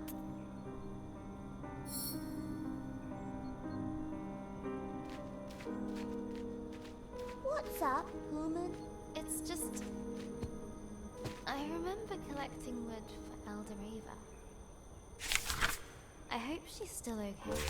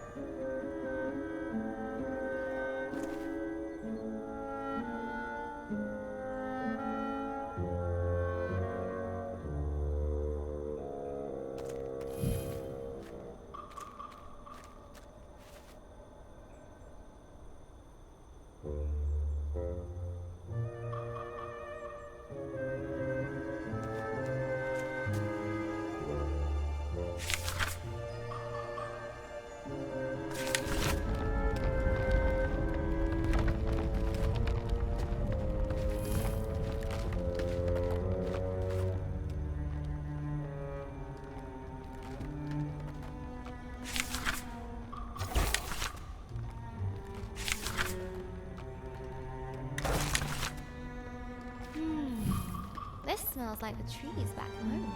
But is it as good as fruits? Is it? Woman, is it? Where do you come from, Lump?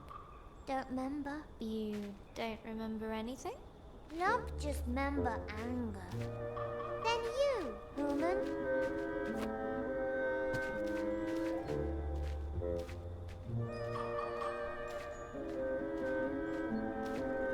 Okay, that should be enough. Okay.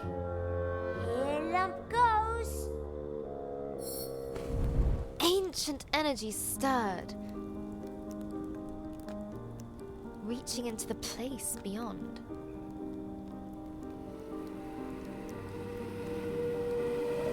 Ah, it feels good to be back. Already? It's only been a few millennia. Is it not wonderful to see light again? To feel sun?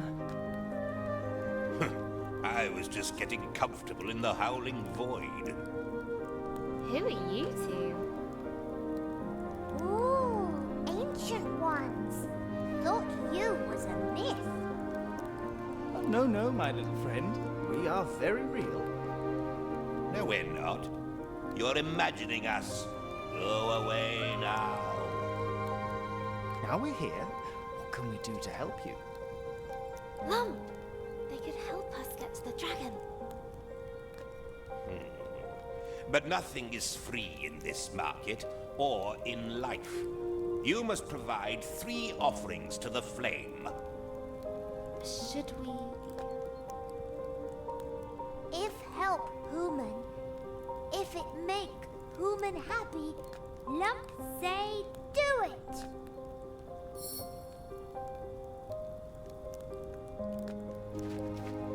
Hello. So lovely to see you both. So, what is this place? The market of the lost and the forgotten. Things end up here that have been cast aside or are no longer useful. After a time, so were we. No one came here. No one sought us. I thought we would forget ourselves, but you brought us back. You said you could help. Yes. But to give, we must also receive. I don't have money. Then give a kindness.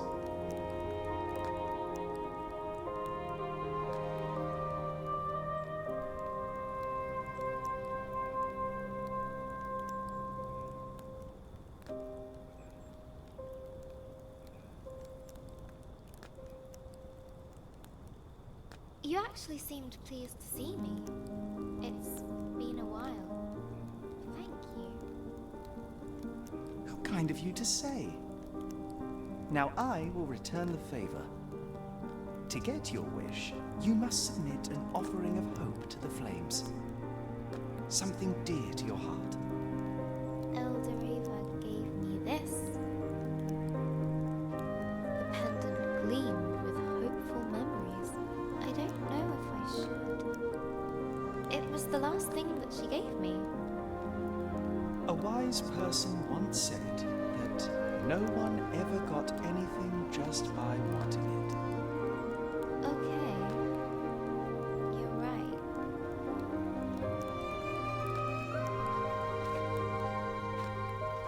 A crack and a spark, and the pendant was gone in the flames.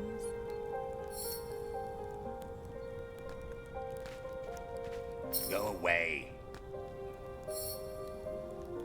I said go away. I need help. And what do you expect me to do about it? Go away. This is a market, right? You have to help me if I give you something. Look, my help. It's not the kind you need. It isn't? Why? I trade in oblivion.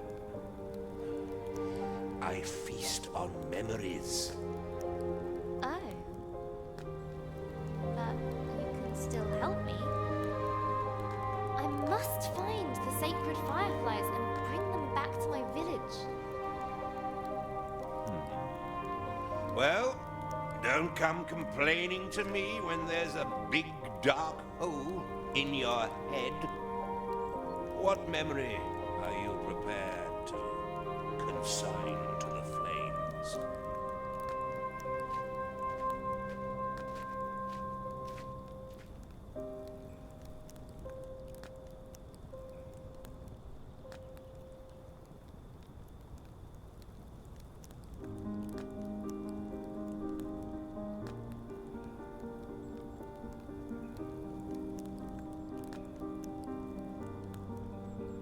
I remember Eldrava's smile after giving her one of my secret fruit punches. No, you don't. Don't what? Don't remember. Never mind, never mind. Look, this thing can go on forever. The offering has been made. Thank you, I guess? 2 offerings down. 1 to go, and they'll help me follow the dragon under the lake. Ooh. What next? I don't know. Do you think they'd take another memory? The last offering must keep our fire burning. A gesture of hope, of friendship. But it cannot be given by you. And we've already given you something, so we're out. What about Lump? You have something to give? Sure, I got Lump. You would give yourself to help your friend. Of course. Lump? You don't have to do this. There must be another way. This is important to Human. You freed Lump. You gave Lump memories. Lump want to give you something too.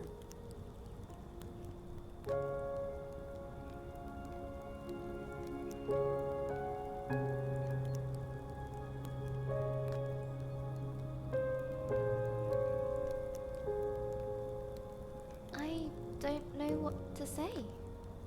Thank you, Lump. Lump thanks you too. Thanks, thanks, thanks, thanks. I'll miss you, silly little Lump. I guess this is goodbye. Goodbye for us. Hello for you and Dragon. As little Lump jumped into the fire, the flames began to burn, larger and brighter.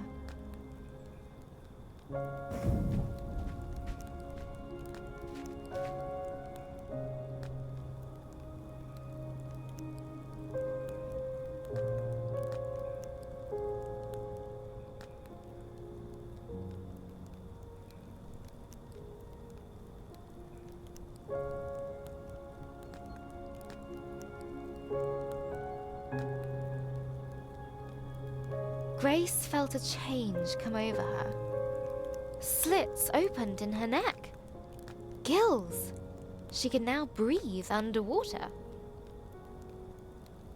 The wish has been granted. Time for us to go. Hope you like your gift. Thank you, Lump. I'll never forget what you did. I should go to the lake. Follow the dragon. I guess.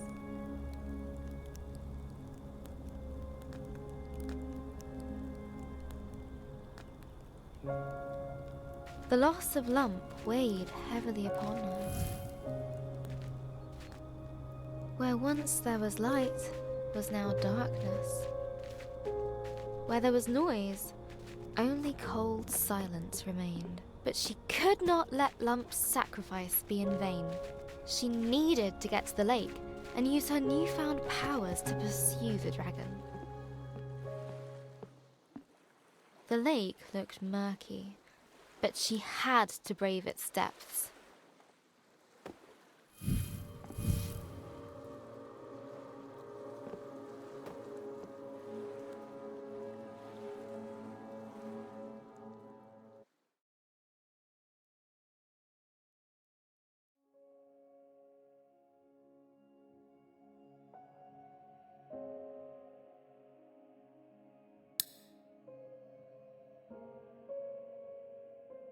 It's 5 a.m.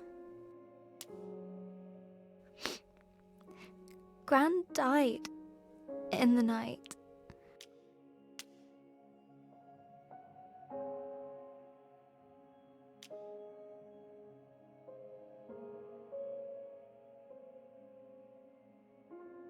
Mum got the call a few hours ago.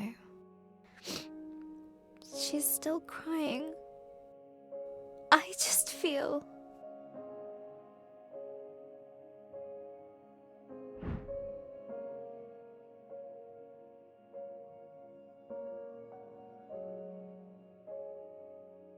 numb.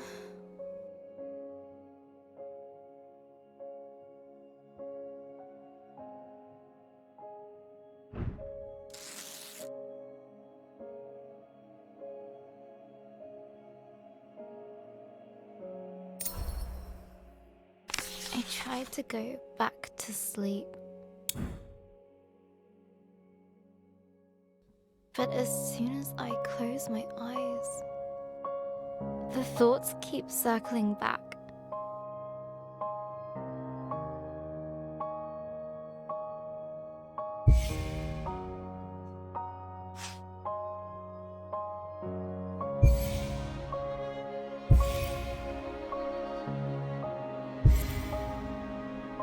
We should have been there.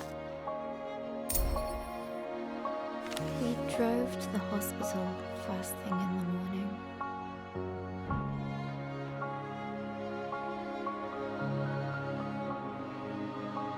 No one said much. It seemed to take forever.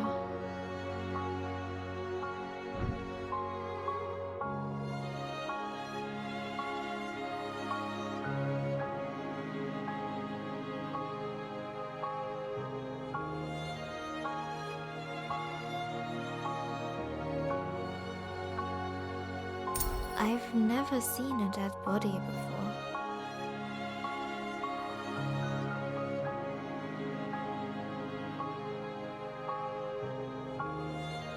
It might be scary.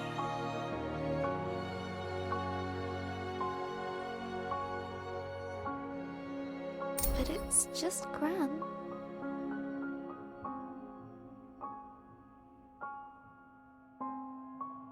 Right?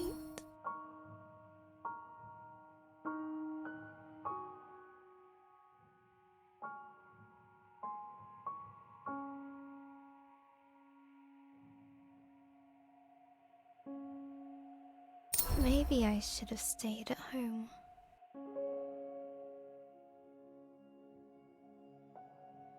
When we finally arrived, I wasn't so sure about being there at all.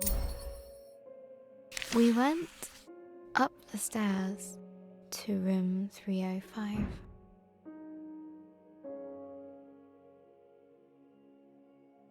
Gran's room.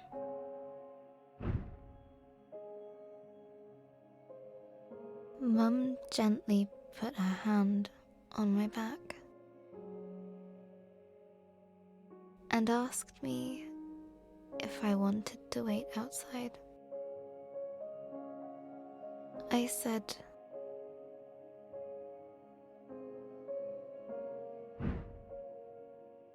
yes.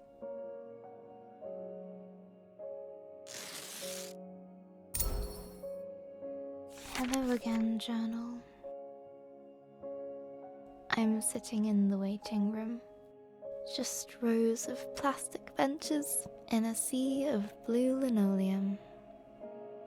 And it smells like Ben's bottom cream.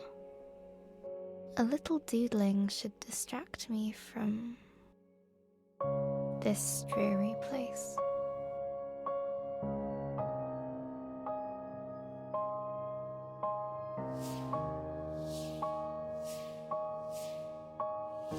Dad's calling me.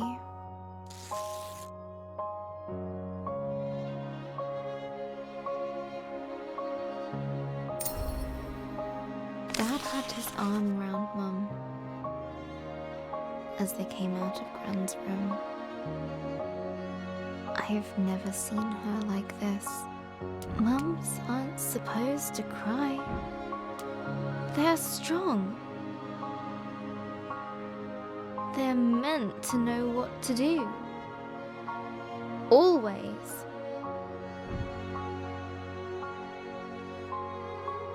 I guess losing your own mum makes you feel like a kid again. The drive home was a quiet one again.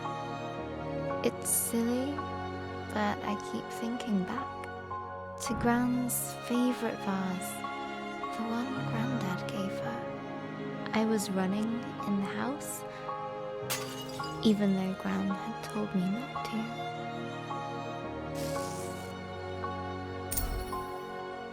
I still remember the noise of the vase smashing into little pieces. Gran was there in an instant. I waited for her to shout. She didn't. She just looked sad. And somehow, that was worse. Gran wouldn't let me pick up the pieces. She found every single one and carried them into the kitchen.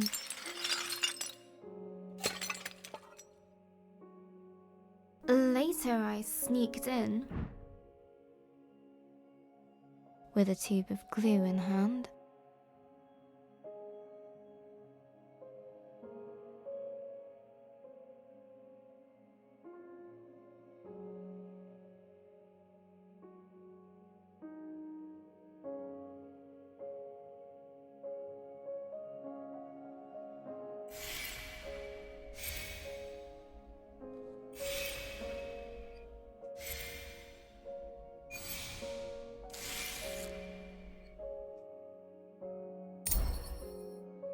It was a mess.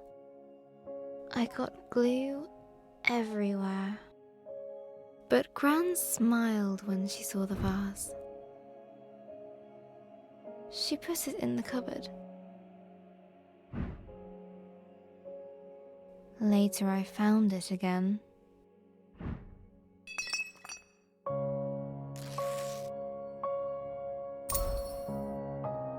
When I asked her why she'd binned the vase, she smiled again.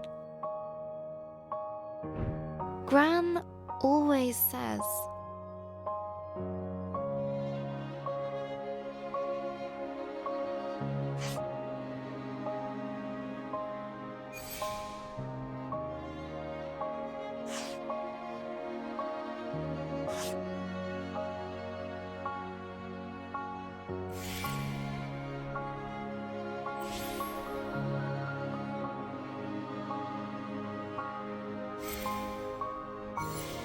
We can't hold on to things forever. Let them live in your memories. she said she preferred to keep the vase like she remembered it.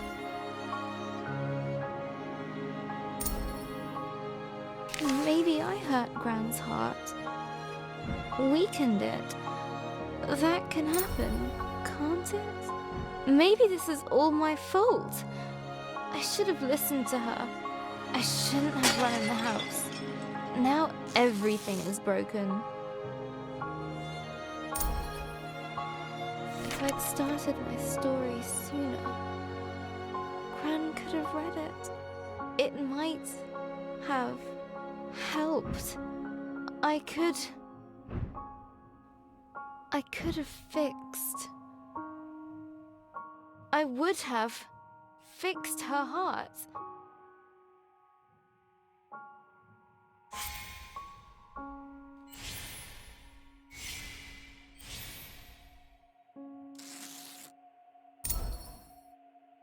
Really? I don't even know how to fix my story. It's a mess. I left Grace to sink into cold, dark waters. She's completely alone. She left behind Lump, her only friend. Okay, focus, Izzy. How can I continue the story?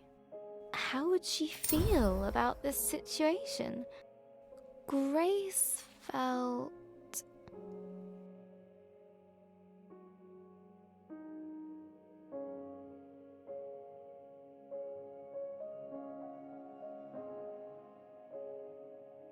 justified. We're getting somewhere. Now, let's see.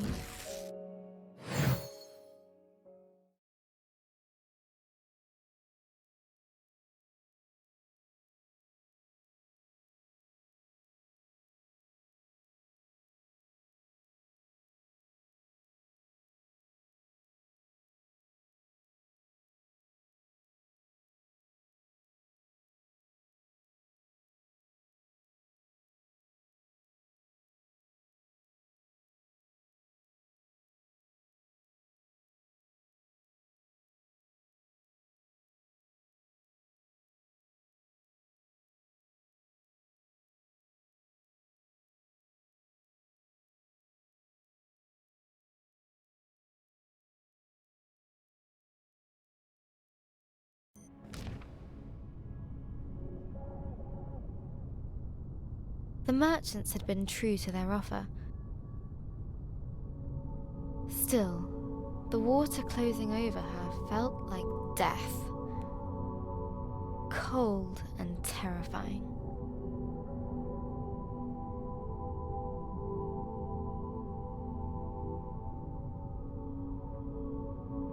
I can breathe!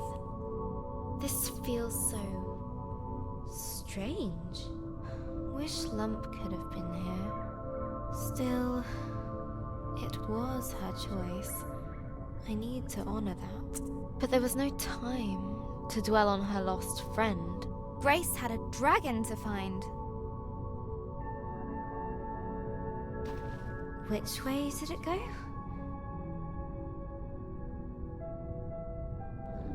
This one. All right. Another branching tunnel.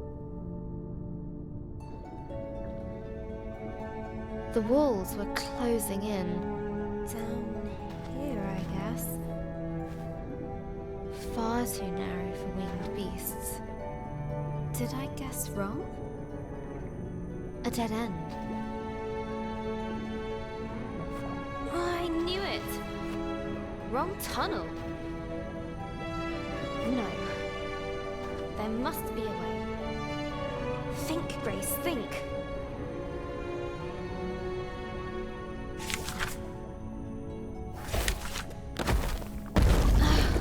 How do I get up there?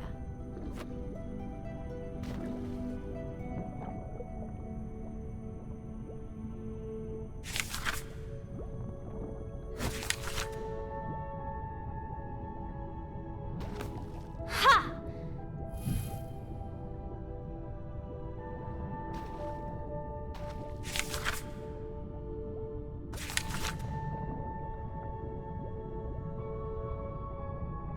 Is this the right way?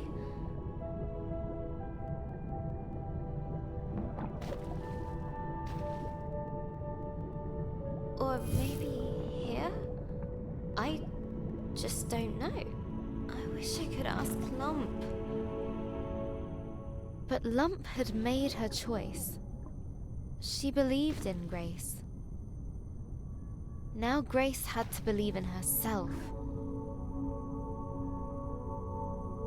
The submerged tunnels flared outwards. A tangled mess of caverns and hollows, twisting and turning. Bending with almost malicious intent.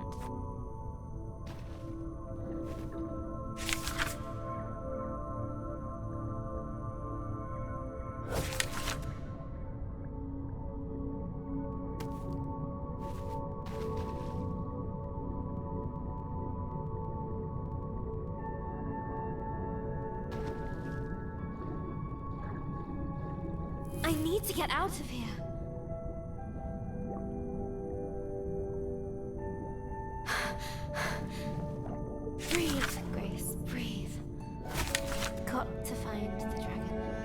back the fireflies.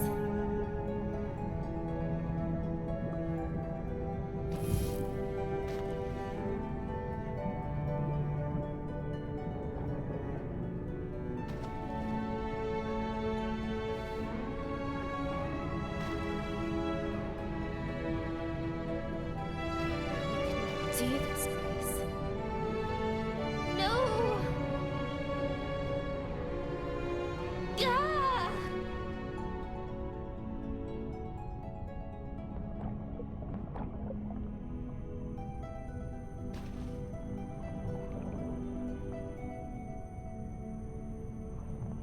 She found herself amidst a great coral bed, shimmering with color and life.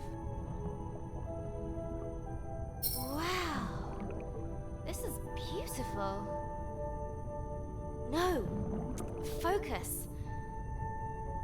I have to find the dragon. No matter what.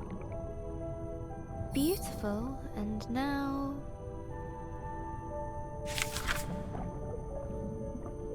broken. It grows back, right?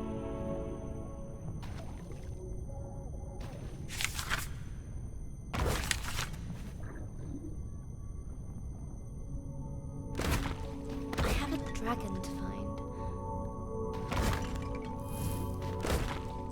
I have to focus on that. No matter what. She spoke those words. But deep in her heart, a seed of chilling doubt took root. The color gave way to darkness, endless and all-consuming. It's cold here, robbed of sight. The pressure of the deep water on her chest. Her thoughts had only one way to go, inwards. What am I doing? I let Lump sacrifice herself for me. And for what? I don't even know where the dragon is. Or where I am. I'm falling. I'm failing. Eldoreva. The village. Lump. All of them. Huh? What?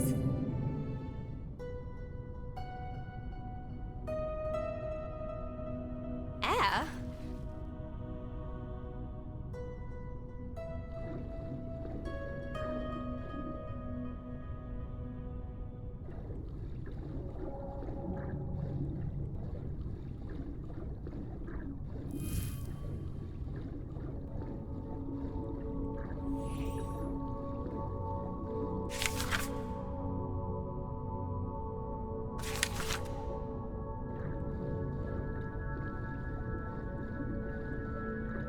How? It doesn't matter. I need to find the dragon, no matter what.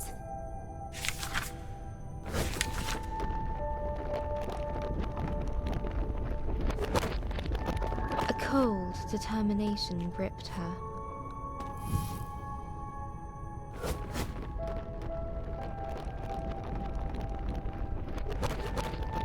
Numbing all other thoughts. Press forward.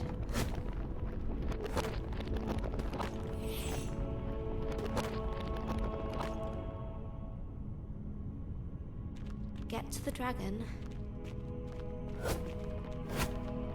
no matter what.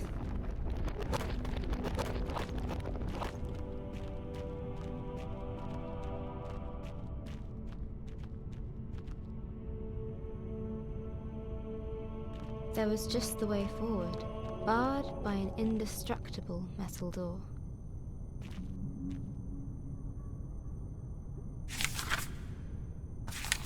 No! I need to find the dragon. Grace could no longer ignore the seed of doubt.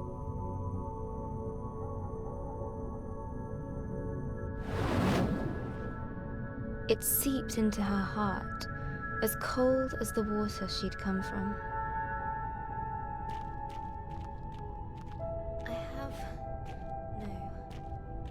I need to find it. The dragon. No matter what. No matter what. The Seekin seemed friendly.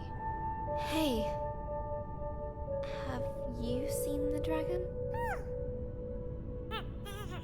Wait.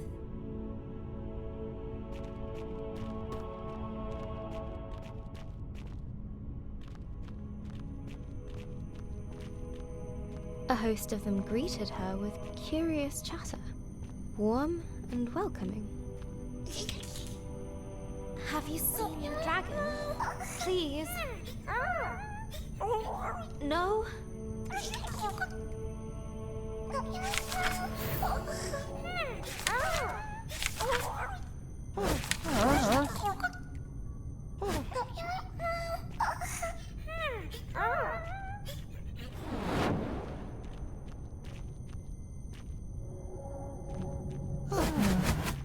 But Grace had no time for this. Let me through! I need to find the dragon, no matter what. The words felt hollow and meaningless.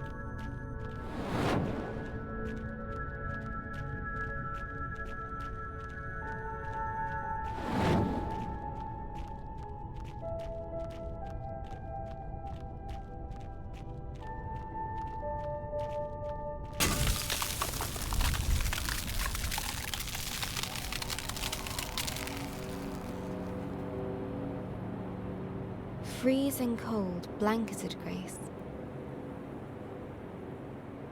There was comfort in its numbing embrace.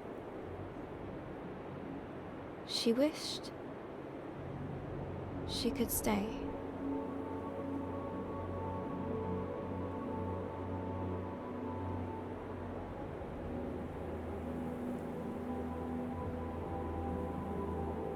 What's happening?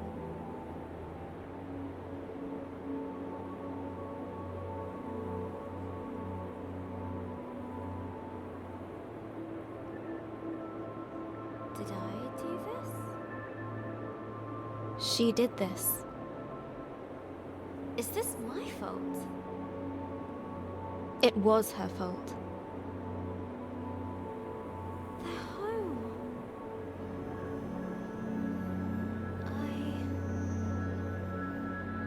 I destroyed it.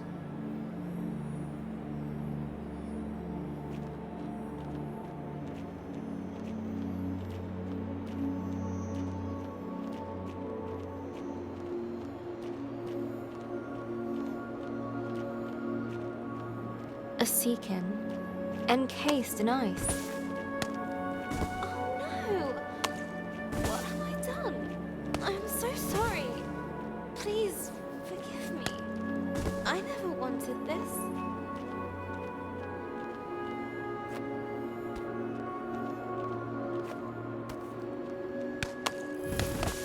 This is horrible. I didn't know. I should never have come. What would Elder Ava think of me? I'm so selfish.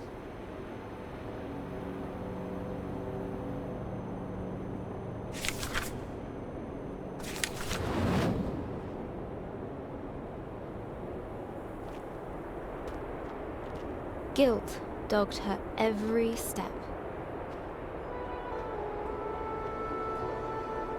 Did you make me do this?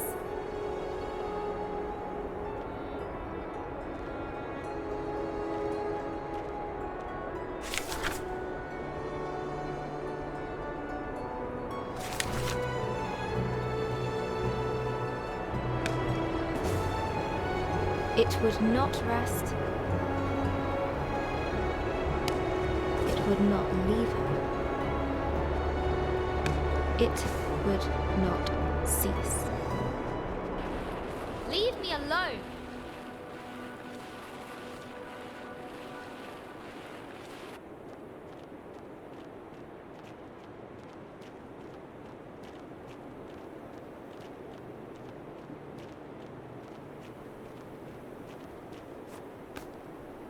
Must get away.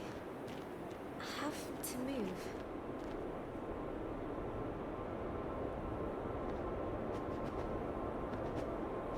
Need to escape.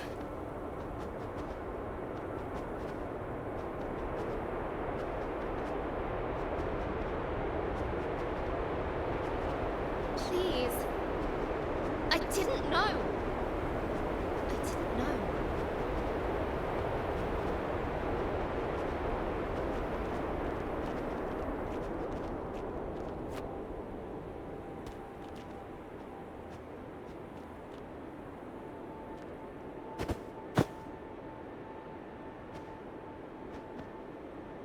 The creature looked at her as if it could see into her very soul.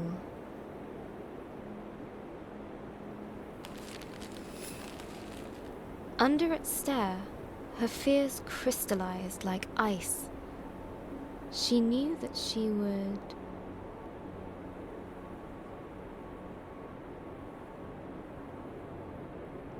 disappear.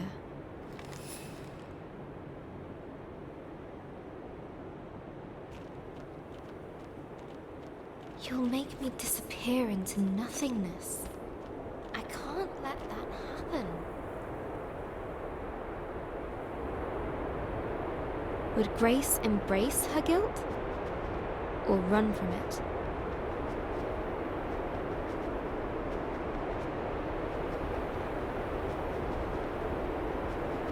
Have to fight it.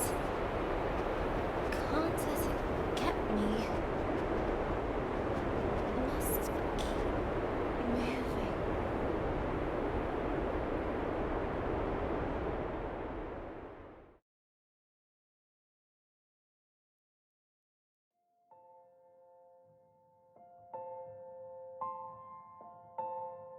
Hello, journal.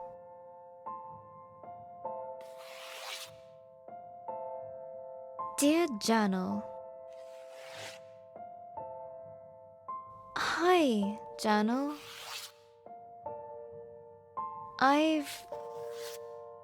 Today...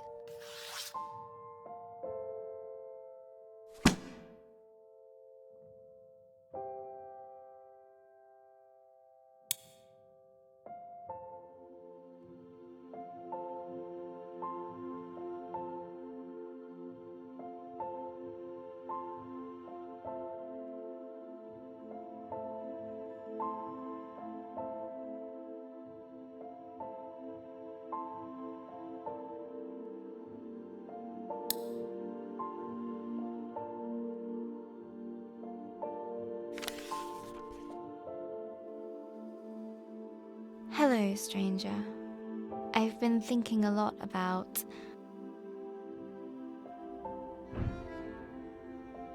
My dream is to become a writer. Yeah, right.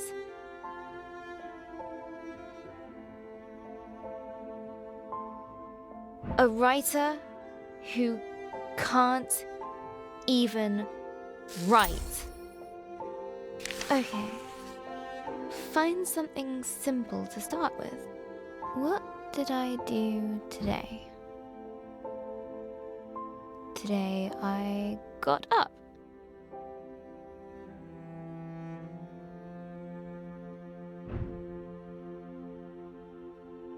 I had breakfast.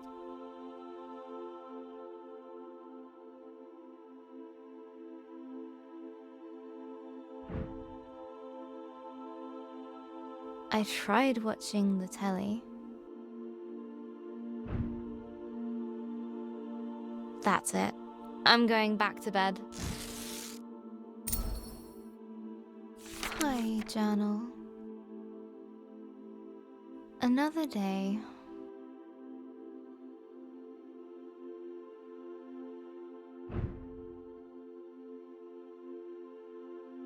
Each time I wake up, for the tiniest of moments,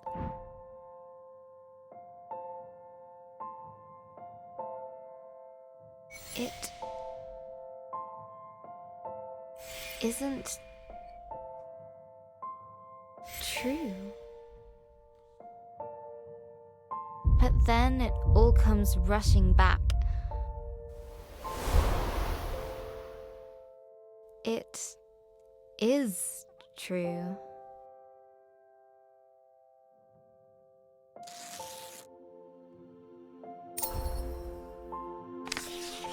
Looking around my room, everything reminds me of Gran.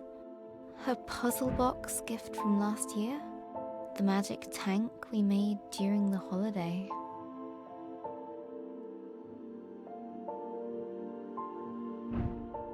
Our yogurt pot robot. These paints Gran gave me. This pen. Even you, journal.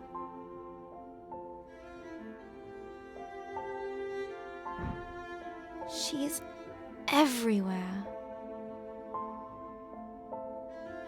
And all of it feels broken. Today is Ben's birthday. Dad baked a cake. Mum insisted that I come down and have some. It tasted like nothing.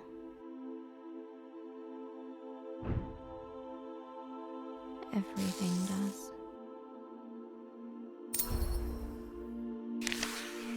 Mum said we need to send out invitations to the funeral. How can she think about that? She's ready to shove Gran into a box like a pet goldfish.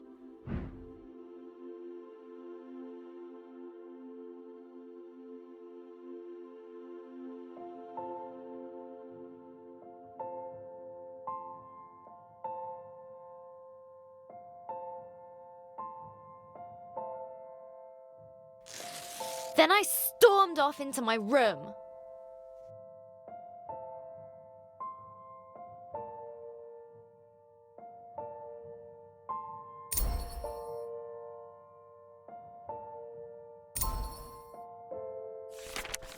Later, Dad came up for some well-meant dad talk. I know you're sad, but it will get better. You'll see. Just give it time. I know he wanted to cheer me up, but he's wrong.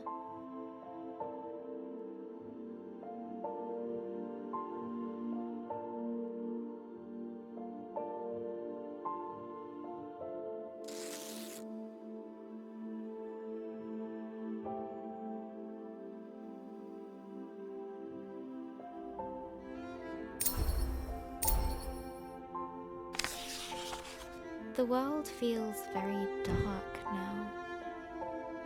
Gran has a proverb for times like these. Gran always says,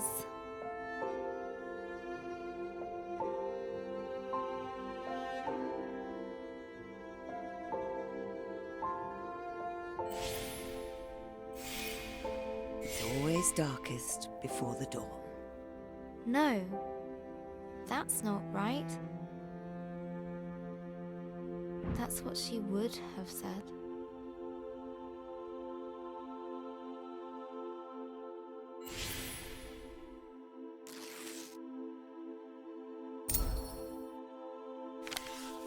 I keep thinking about all the things Gran won't get to see.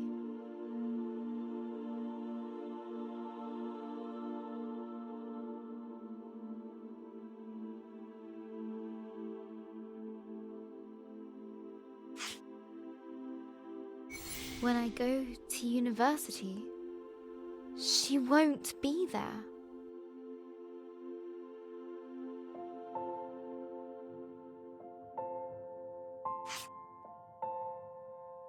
When I get my first job, she won't be there.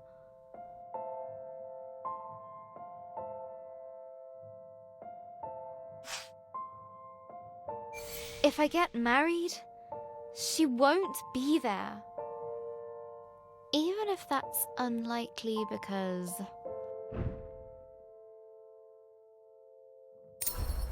boys. I prefer cats.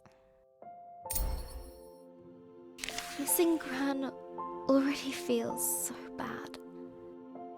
But how could I want that feeling to go away? How could I be fine with Gran being gone? I'm going to have to feel like this forever.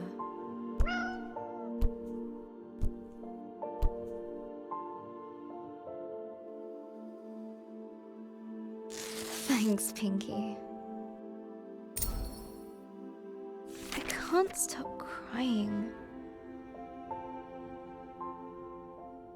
Pinky is probably getting fed up with being used as a tissue. But she never leaves my side.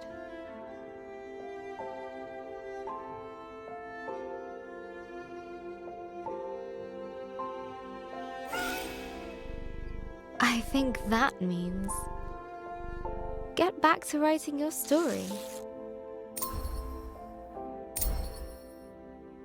Pinky's got a point. I should at least try to write. I can't leave Grace like that. She's as lost as I am.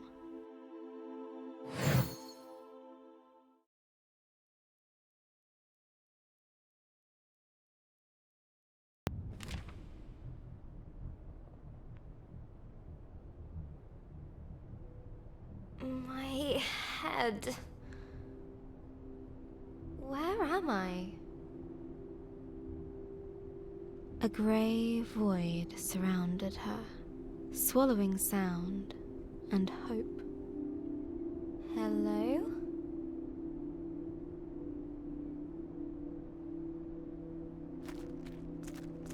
Grace guessed that if she kept moving, then surely a solution would present itself.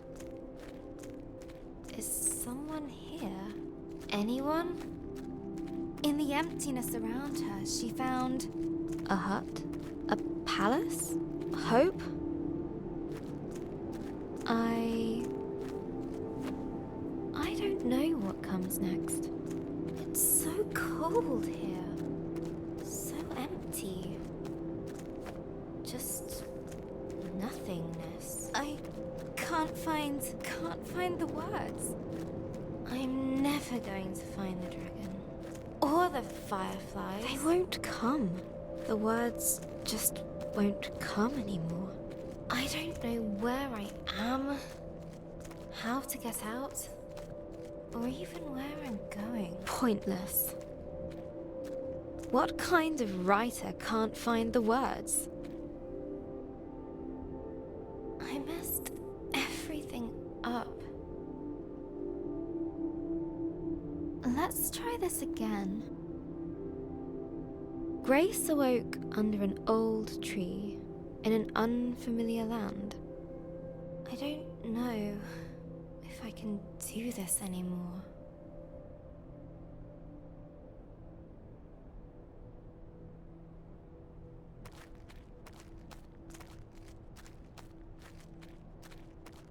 She walked boldly ahead, a spring in her step. I'm so tired. Grace knew she just had to keep going. What's the point? Put one foot in front of the other. I've failed. It's over. Whilst she still had breath left in her body, there was still hope. This is all my fault. I should just stop.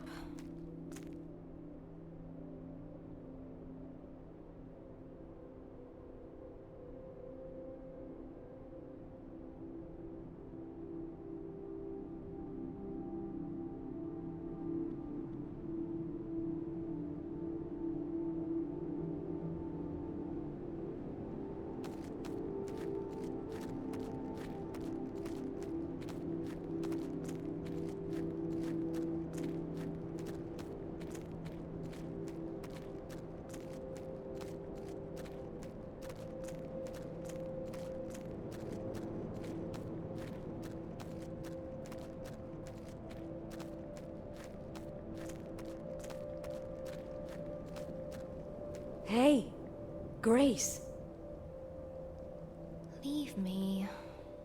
Just leave me. Psst. Here. Where? I don't see a thing.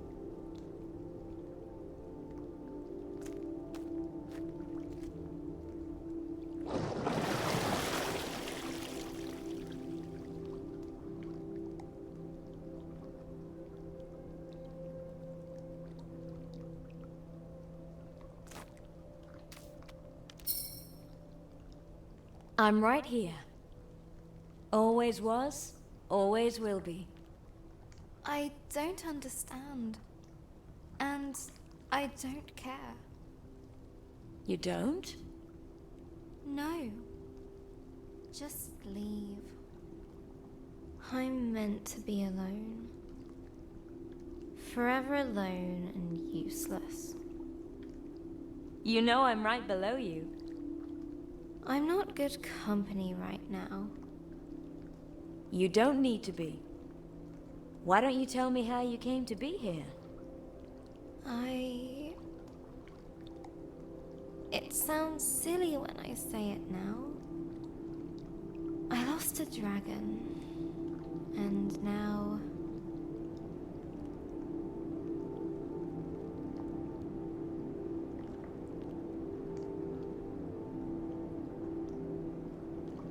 I just don't know what to do next.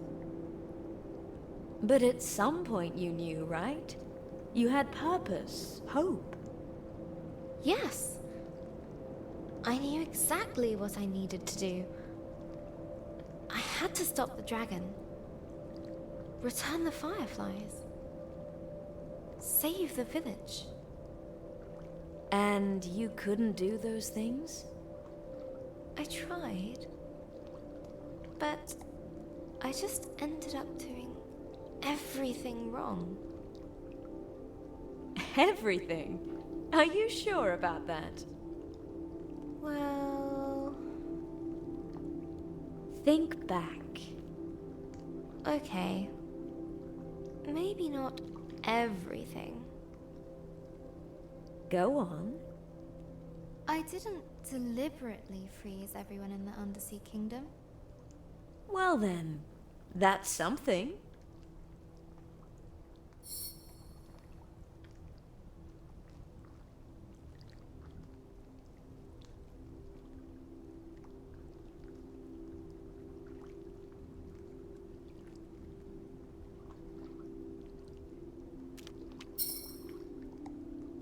I like listening to you.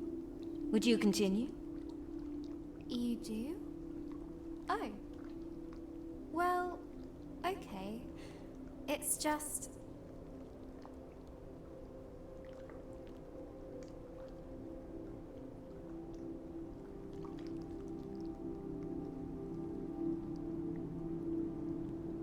I'm just so confused right now.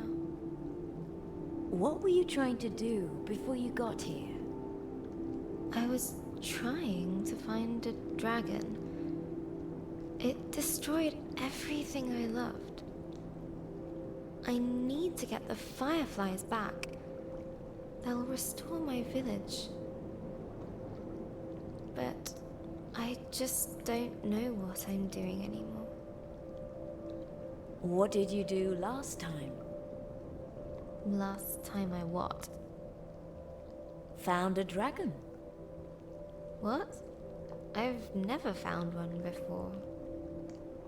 Then how can you expect to know exactly what to do? I guess I can't. But I want to. No one ever got anything just by wanting it. You've got to try. You've got to fail sometimes. I wish I had your confidence.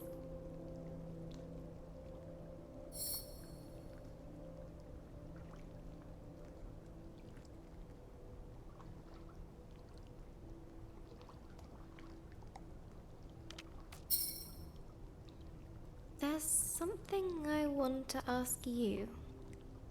Go on. It's difficult.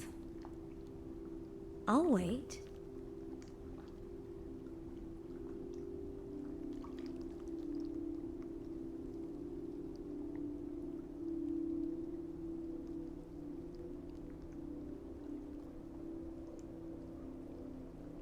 I don't know where I am, or even who I am. I'm lost. Could you help me become a little, unlost? I don't think that is a word. That's not entirely helpful. You seem to think that it's wrong to be lost. Well, isn't it? Everyone feels a little lost sometimes. Even me. You do? Really? I don't mind it, actually. Do you? Well, yes. I usually know what to do and where to go. So, if someone else were lost, what would you tell them to do? I'd tell them not to give up and find help. How about taking your own advice? I guess it's easier to give advice than take it. Could you get me someplace else? Let me see if I can help you out there. Patience.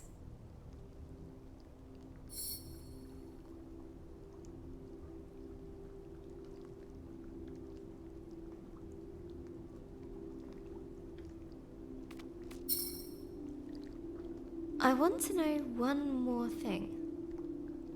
You sound a lot better. I do? I guess I feel better. Well then, time to set course.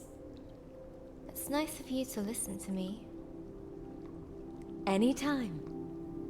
So, anything else?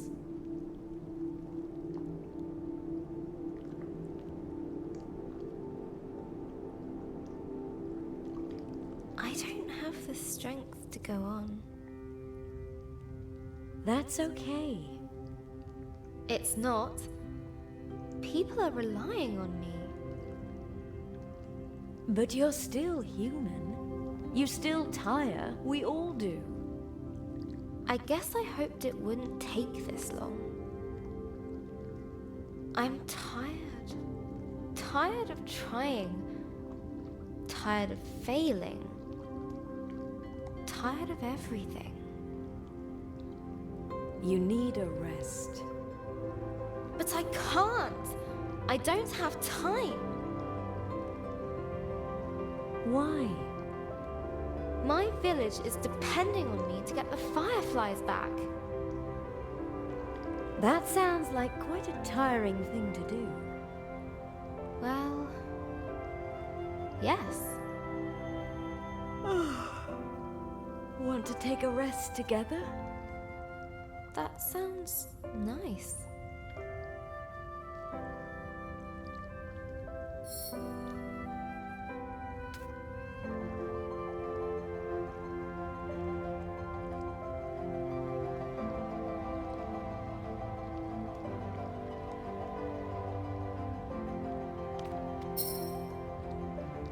This is where I leave. But You're not alone. You are loved. Be kind to yourself.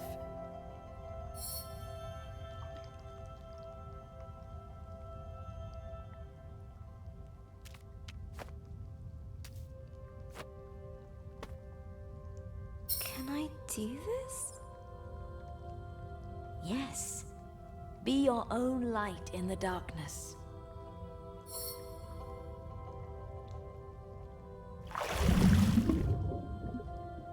I'll try. Thank you.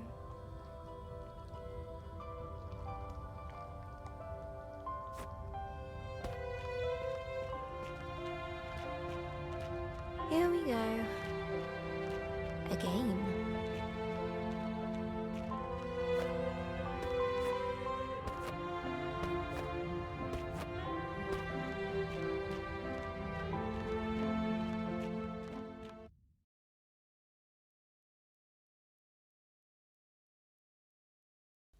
Hello, journal.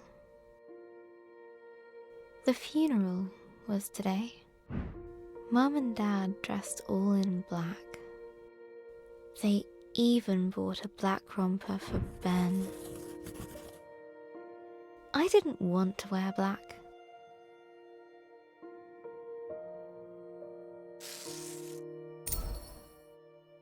Gran thought black was depressing. That life was dark enough already.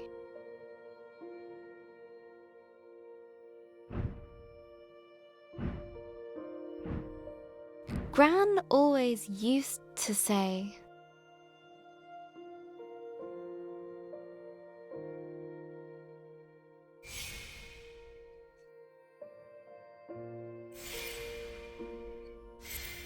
Colors are the music of nature. I'm starting to see what she meant.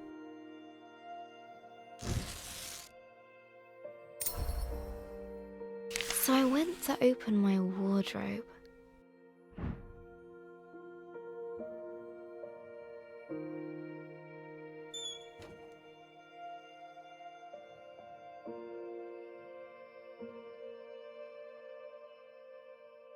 There it was. I hadn't worn it for years. I remember Gran saying it was cheery.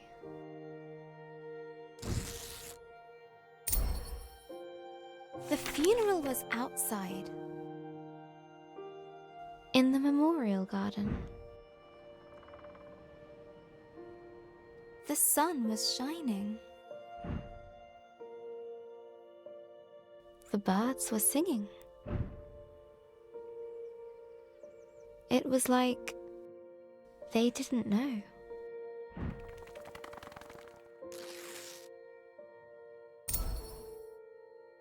The vicar had just started talking when Uncle Alan stepped into the fish pond.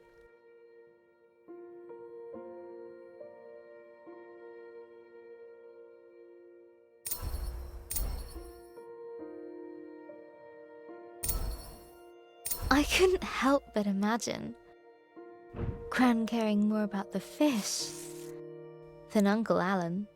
The picture stuck in my head. Gran running to the drenched Uncle Alan, grumbling at him for frightening the fish.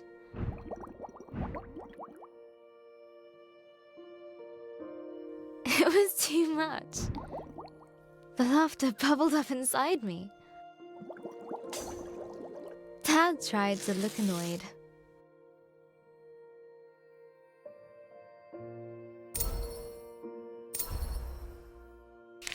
After the vicar finally finished droning on, we started the singing. All things bright and beautiful.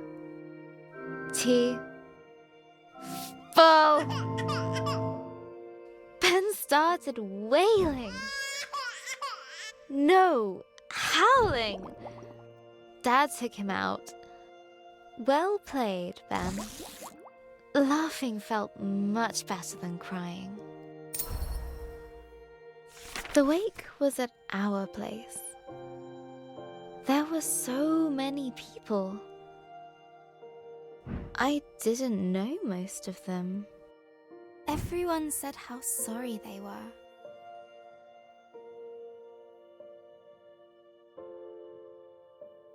How Gran was. Such a wonderful lady.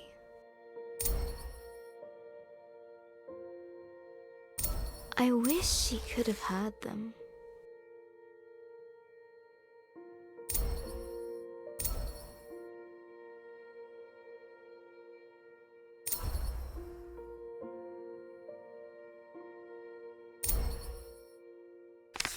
everyone had a story about Gran.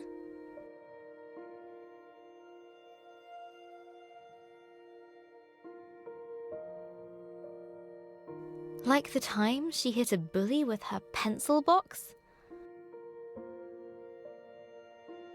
Or when she saved a toad that had hurt its leg.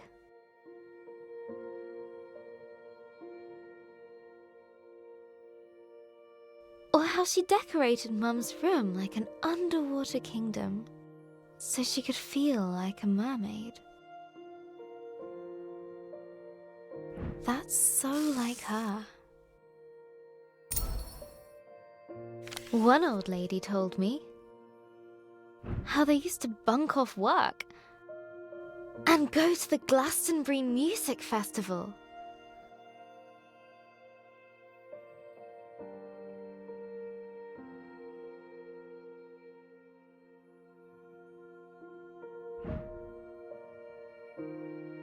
Another of her friends said Gran once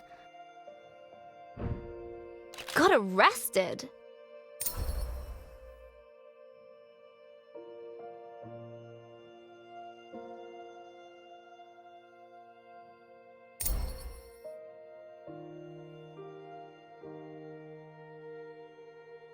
While protesting whaling.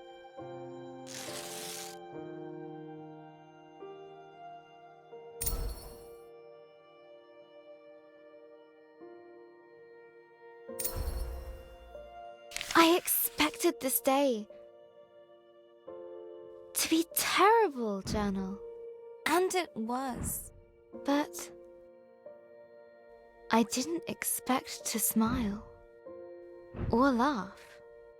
To be surprised, to feel happy that people loved Gran like I did. Each time I heard a story about Gran, I could imagine her laughing along with it. It was like she was there with me, helping me through it.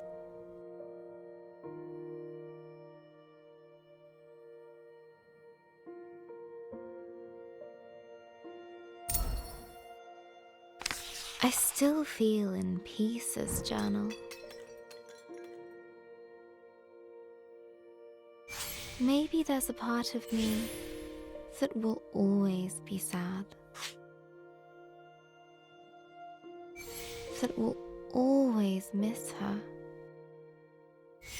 But maybe that's okay. And that's the way it should be.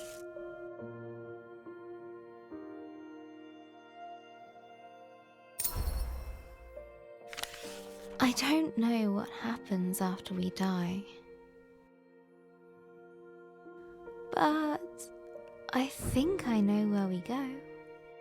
Into all the people who have ever cared about us. We make a sort of place for them in our hearts.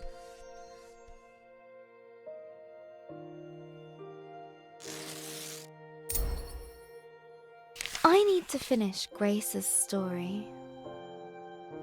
Gran would want me to. I want me to.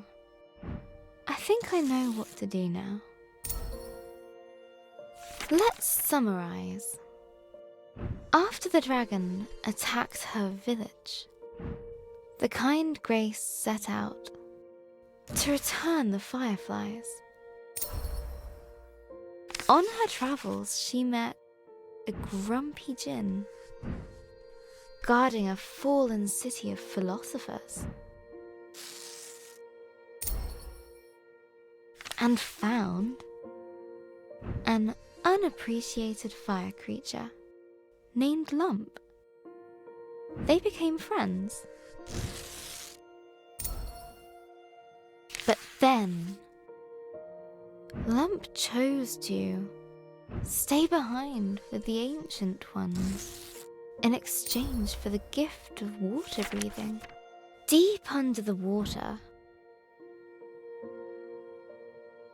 inside the lost Seakin Palace, chased by the shadow of remorse, Grace had her big moment of doubt. But she pulled through it all.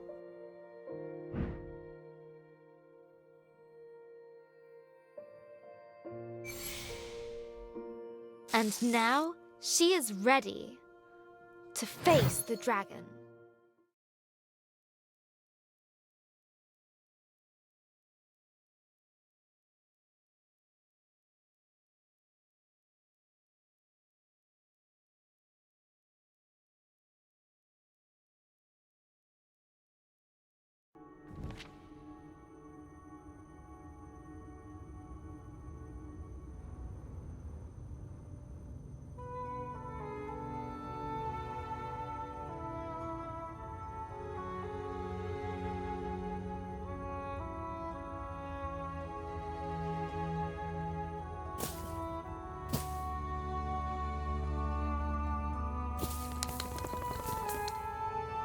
You.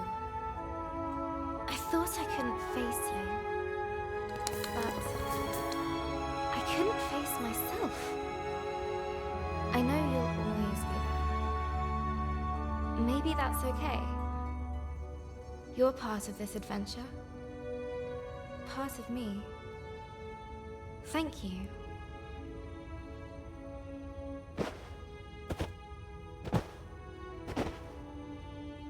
Now, I will return the fireflies. I'm coming for you, dragon. With her confidence renewed,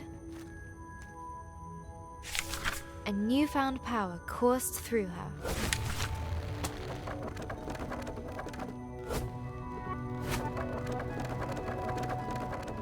I feel like I can do anything.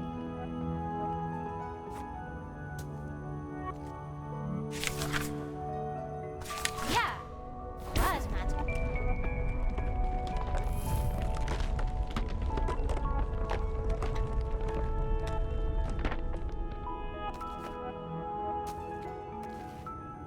Light as a feather.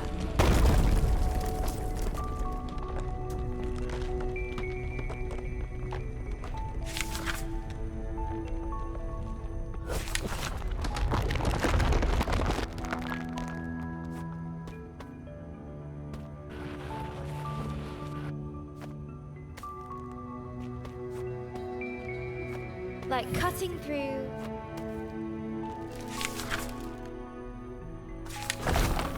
Eldoraven's crabapple pie.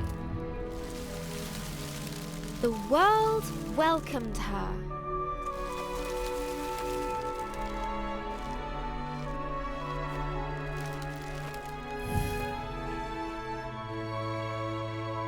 Forward!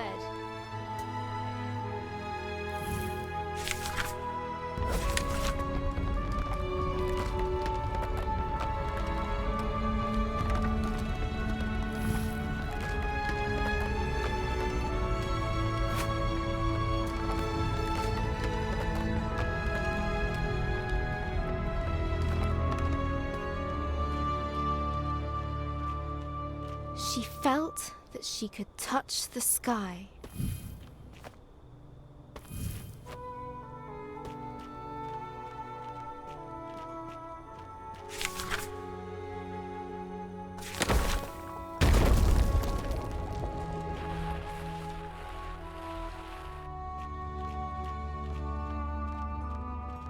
A tall tower loomed overhead. Many moons had shone above since first it was built. Another obstacle? Ha!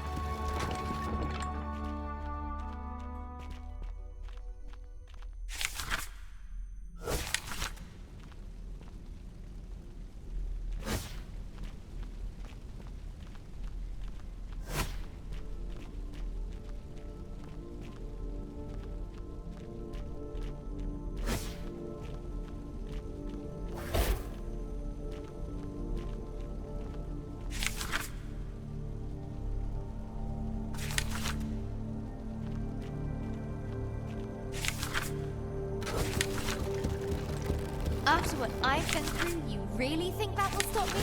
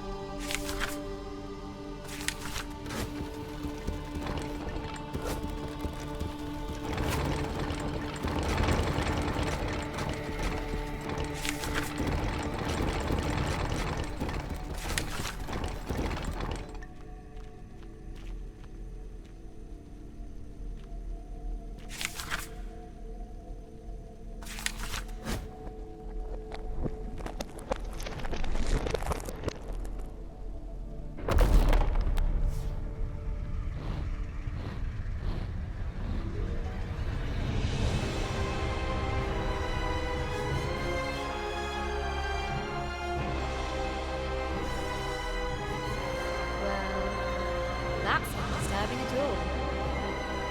Grace's voice echoed over the age-old crumbling stones.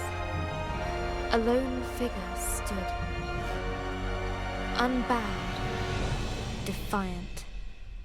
It drew her to it. Her foe rose before her. No breath in its body, but no less terrifying.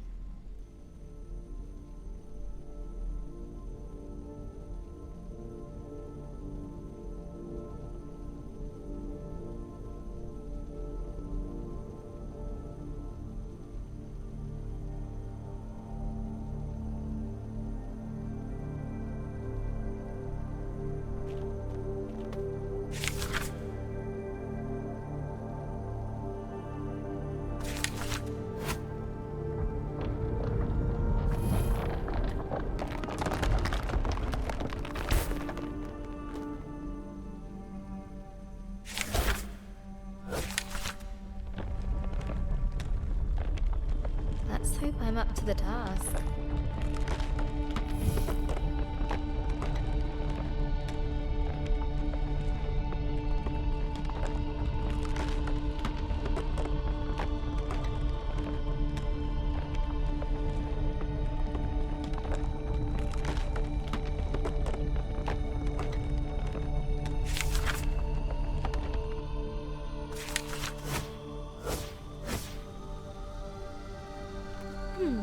What now?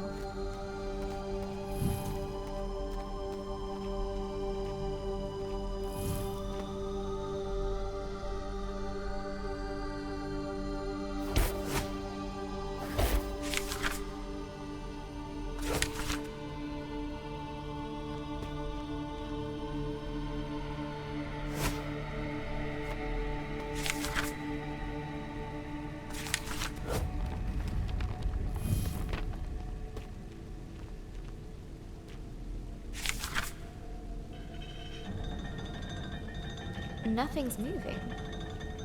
Must be more to do.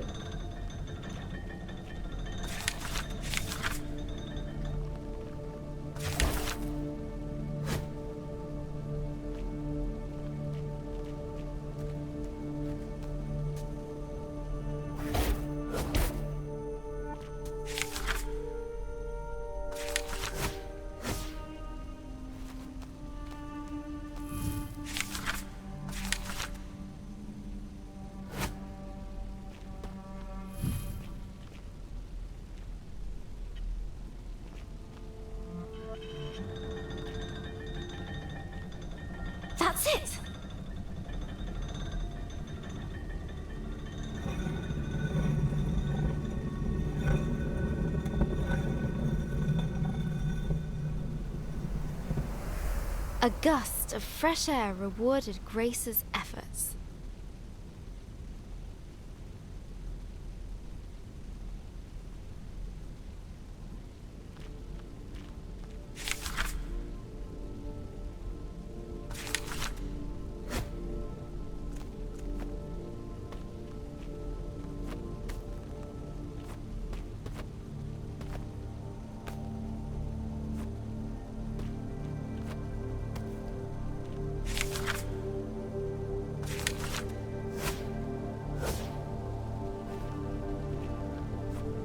As she rose up the stairs,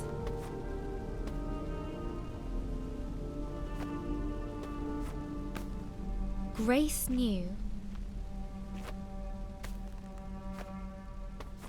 the tower's purpose: to watch over a long-forgotten land should ancient evil stir. No statue this time, but bone and scale and claw. In its fire-wreathed home, waiting. There you are! And here I come! Maybe this wasn't such a good idea. It was a great idea! Woo! Ha-ha!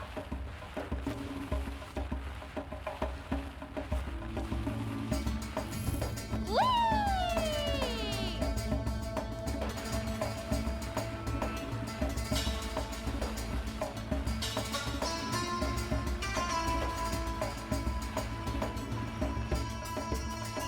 Round 2. Yeah! The world darkened around Grace. She had reached the Dragon's Mountain. For the first time, Grace felt no fear. She knew she had all she needed. Feels warm on my soles. Before her, a molten sea stretched into the distance. It did not slow her down. I laugh in the face of lava.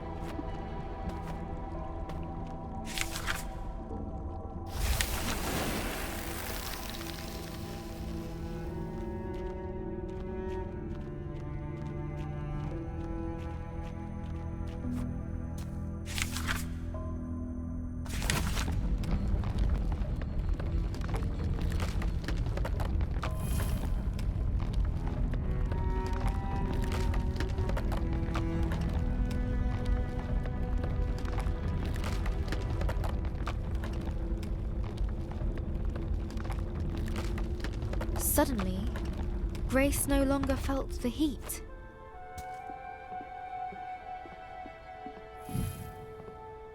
In its stead, a cold dread crept up her spine.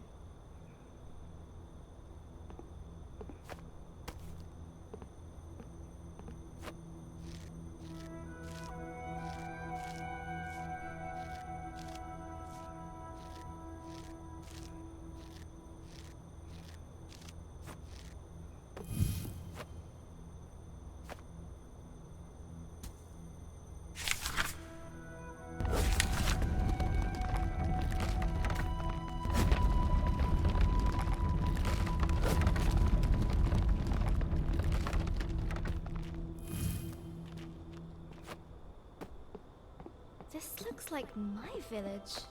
But it can't be. It's a trick! It has to be. An eerily familiar sight awaited her. That's my house! How? Eldoreva!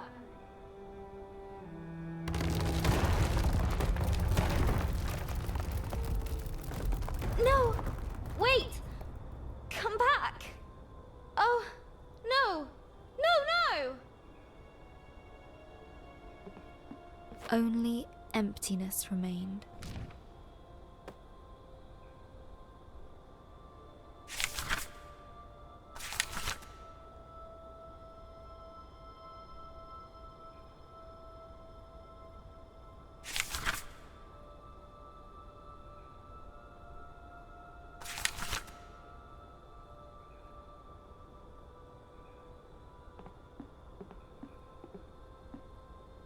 Her thoughts raced ahead of her.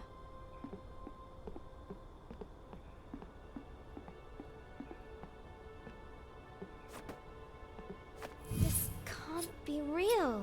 A trick. I can't let it be real.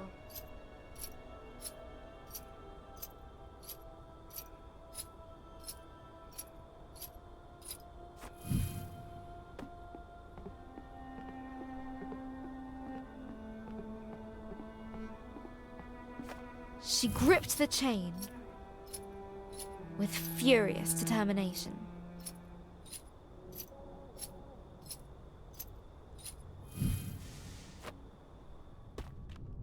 I know you're there.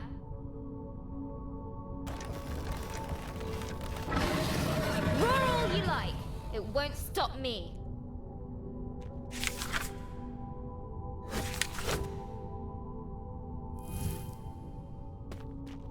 Oh. I hope you can forgive me. Torn between rage and regret.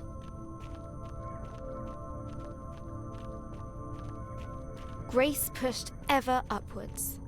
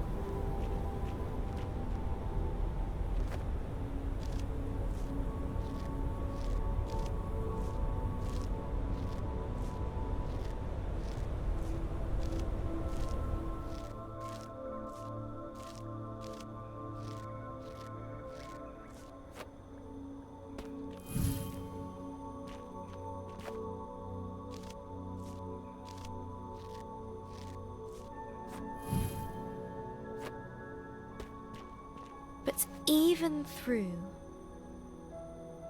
adversity within and without,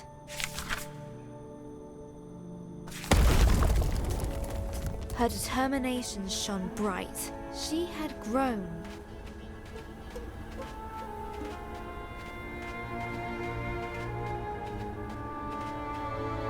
I hope you find your peace.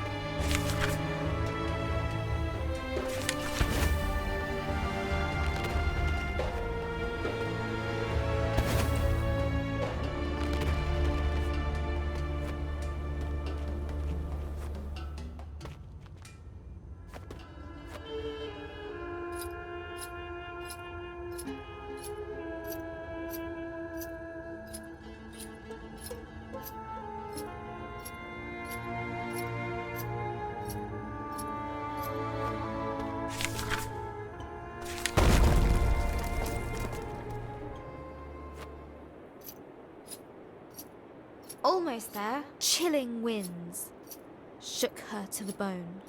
Still she climbed.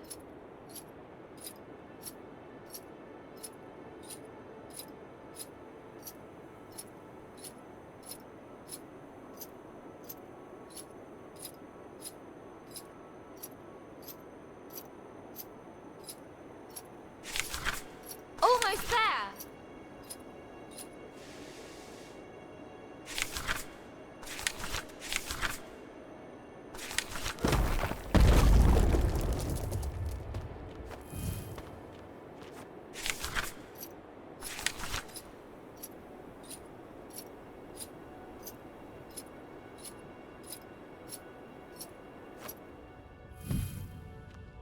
Let me through, and let's finish this.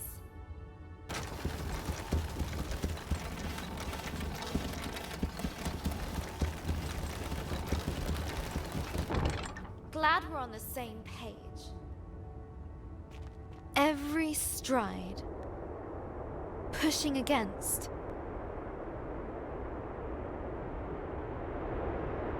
Storm and snow.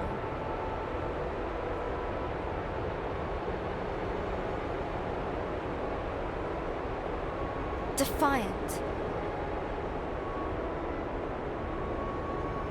Unwavering.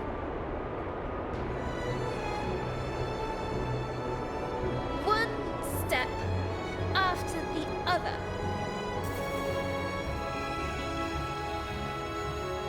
That's Bo. That's where I last saw Lump. Human! How are you here? Not sure. I'm so glad to see you. After I left you, I tried to live up to what you'd done. But it was just so hard. Lump, see how far you come. You grown big. Lump did right thing. Don't go! Have to, Grace.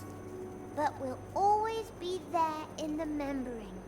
I'll make sure to keep you there. Goodbye, little lump.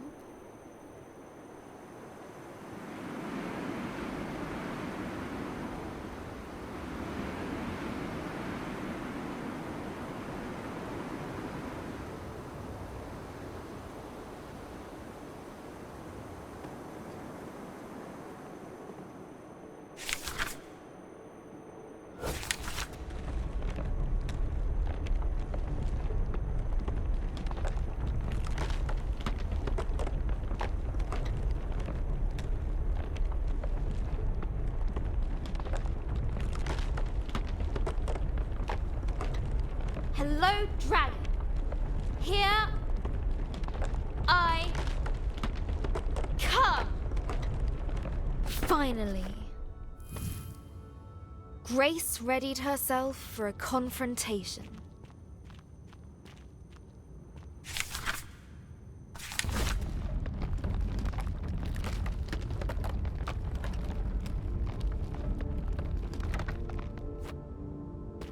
Right. This is it. Hello? Bit of an anticlimax.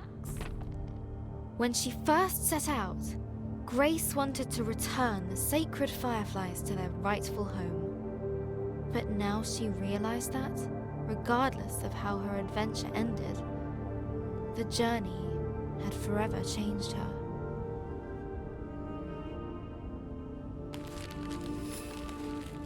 Standing there, she felt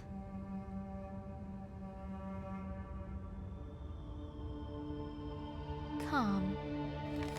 A wonderful sense of serenity washed over her. She was at peace with her choices.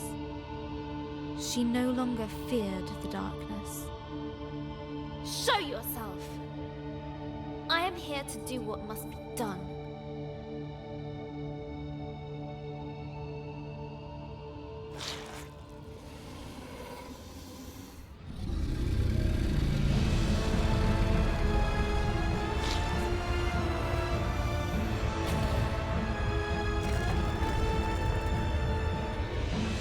Are you indeed? Why did you scare away all our sacred fireflies? Why? They were in my way. They are with me now, and I won't let you harm them. You cannot win this battle. Begone!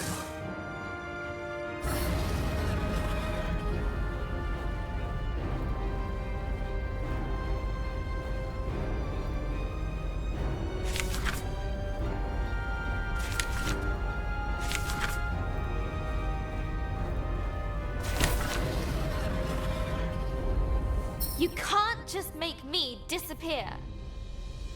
I am the Unmaker, the Ender of Worlds. Not this one. All things must come to an end. Your friends, your family, you. Not if I can help it. In time, even dragons fade. Ponder this elsewhere.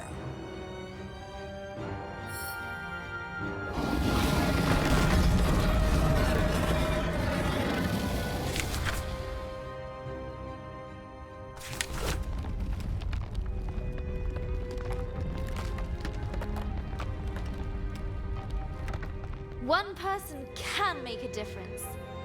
I know that now.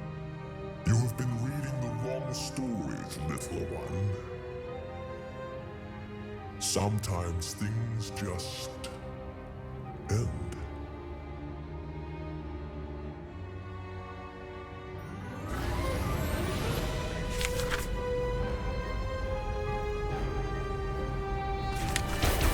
If you want to end this world, you're going to have to go through me. Yes, that's what I've been trying to do.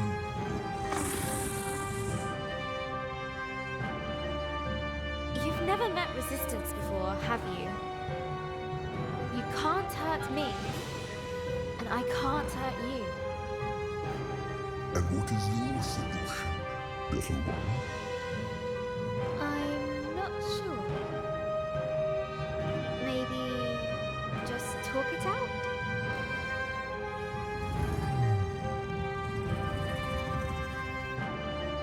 Very well. You may ask me one question. Make this one count, Grace.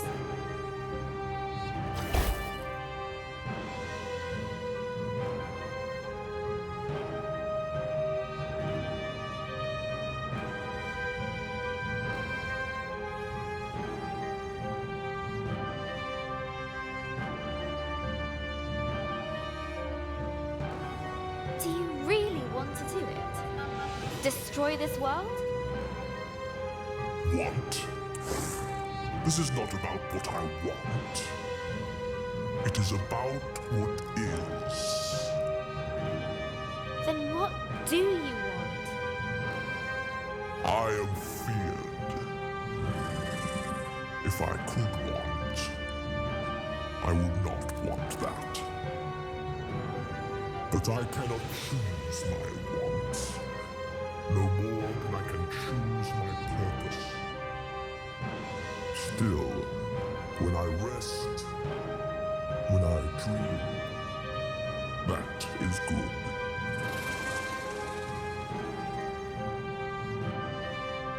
I understand feeling tired. For me too. Everything has been about the journey, the fight. Then perhaps we both need to rest. You have had your one question. I have work to do.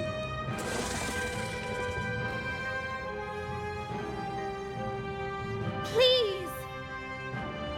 I've overcome so much to get here. I've had to face what I am and what I'm not. struggle. And I think it always will be. I envy your fight. It can be yours too.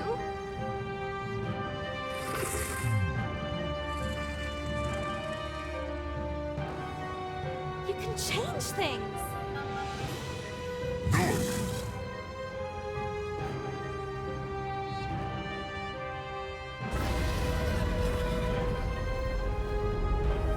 What? Why? You can't hurt me. I did not aim for you.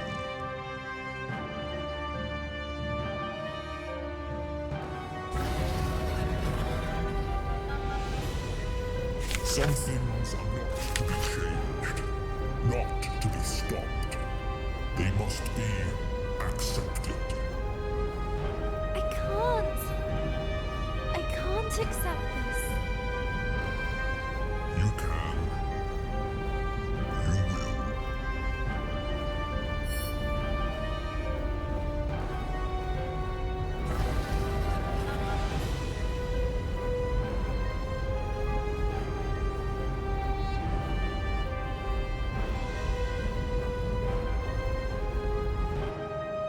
Learn to dream again.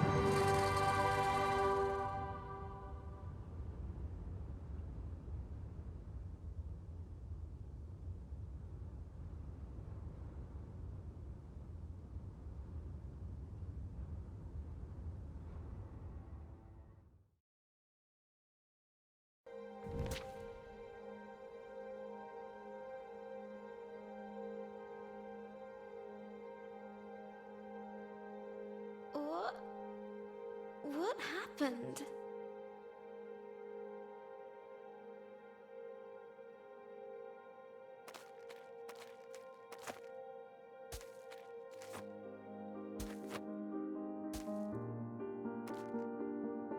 It's all gone, I'm afraid. It can't be just gone.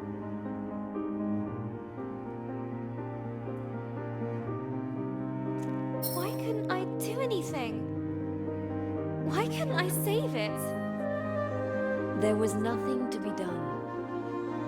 Everything has a time to go, even worlds.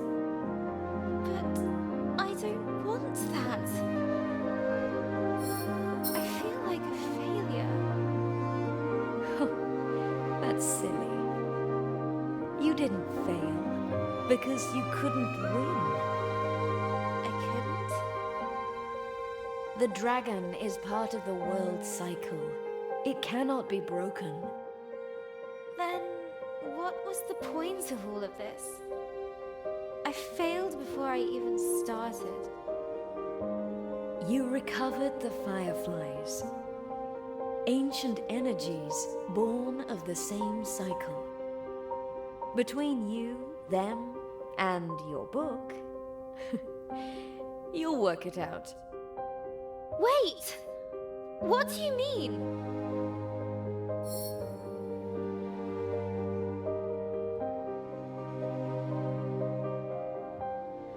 Come back! Please come back.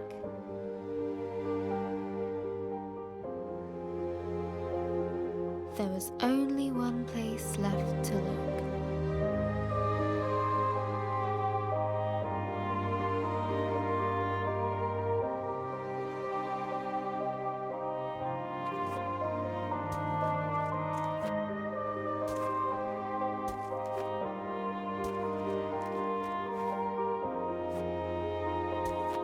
Come on now.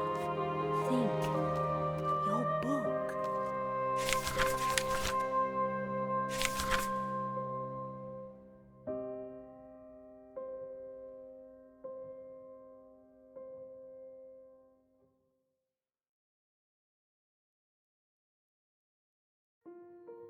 Estoria was gone, but the fireflies still remained.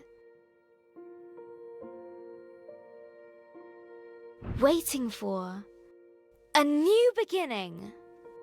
You're You're rebuilding the world, aren't you? And you're starting with my memories.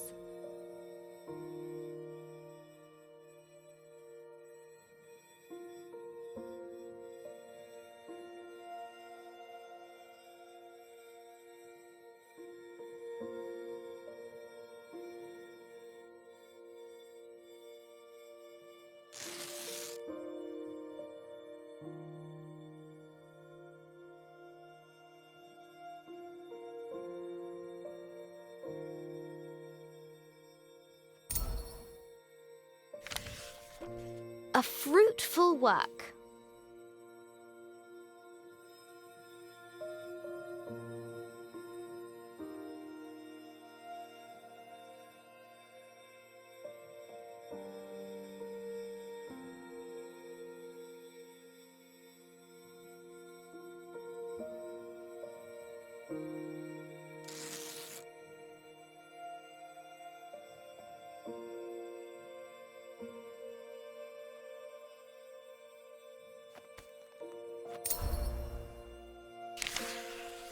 A remembrance of home.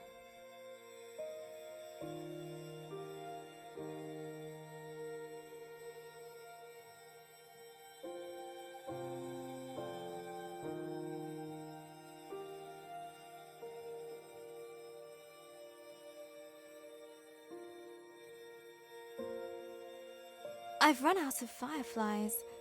We're stuck. There's still something missing.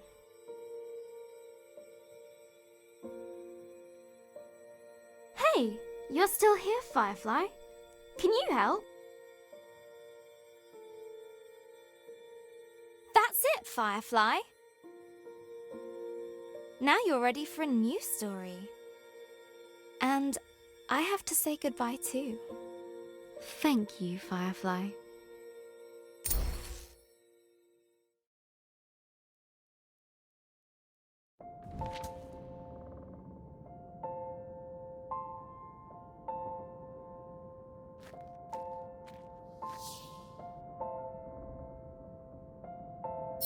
I never thought I'd see you again. But you're not really here, are you?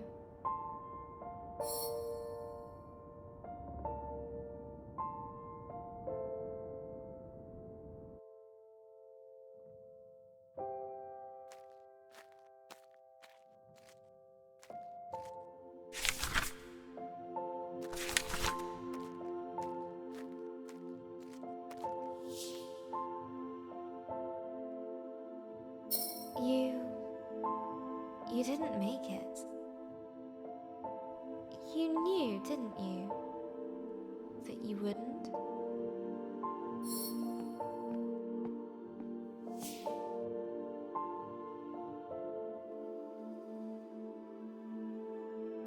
That's why the Firefly came to me.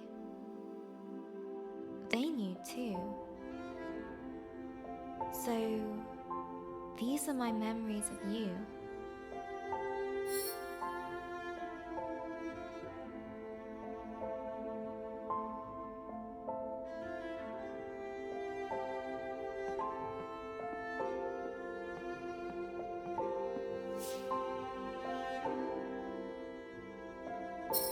That's where you live now, isn't it?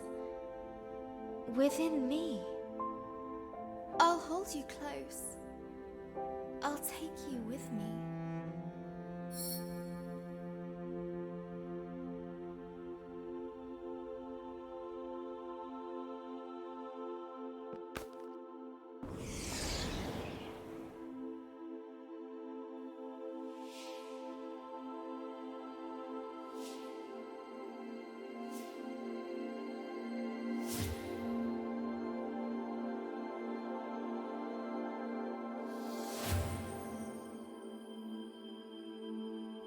Always.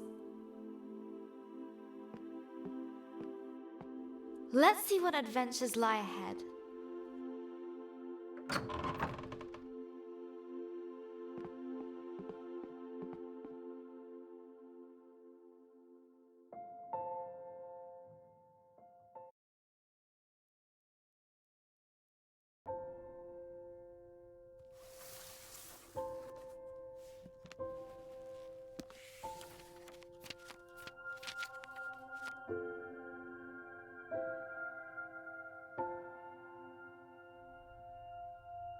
Hello, journal. Reading these dusty pages makes me feel old. I reread them so many times as a kid, taking myself back to those dark moments, reassuring myself it would all be okay. That helped. You helped. I still miss Gran every day. Sometimes I hear her laugh in the back of my mind. Abby reminds me of her. Insatiably curious and fiercely independent. I hope she never loses that. Mum's coming to live with us for a bit. I hope her and Abby are going to make some memories of their own. They're already both obsessed with cat videos and Instasnap.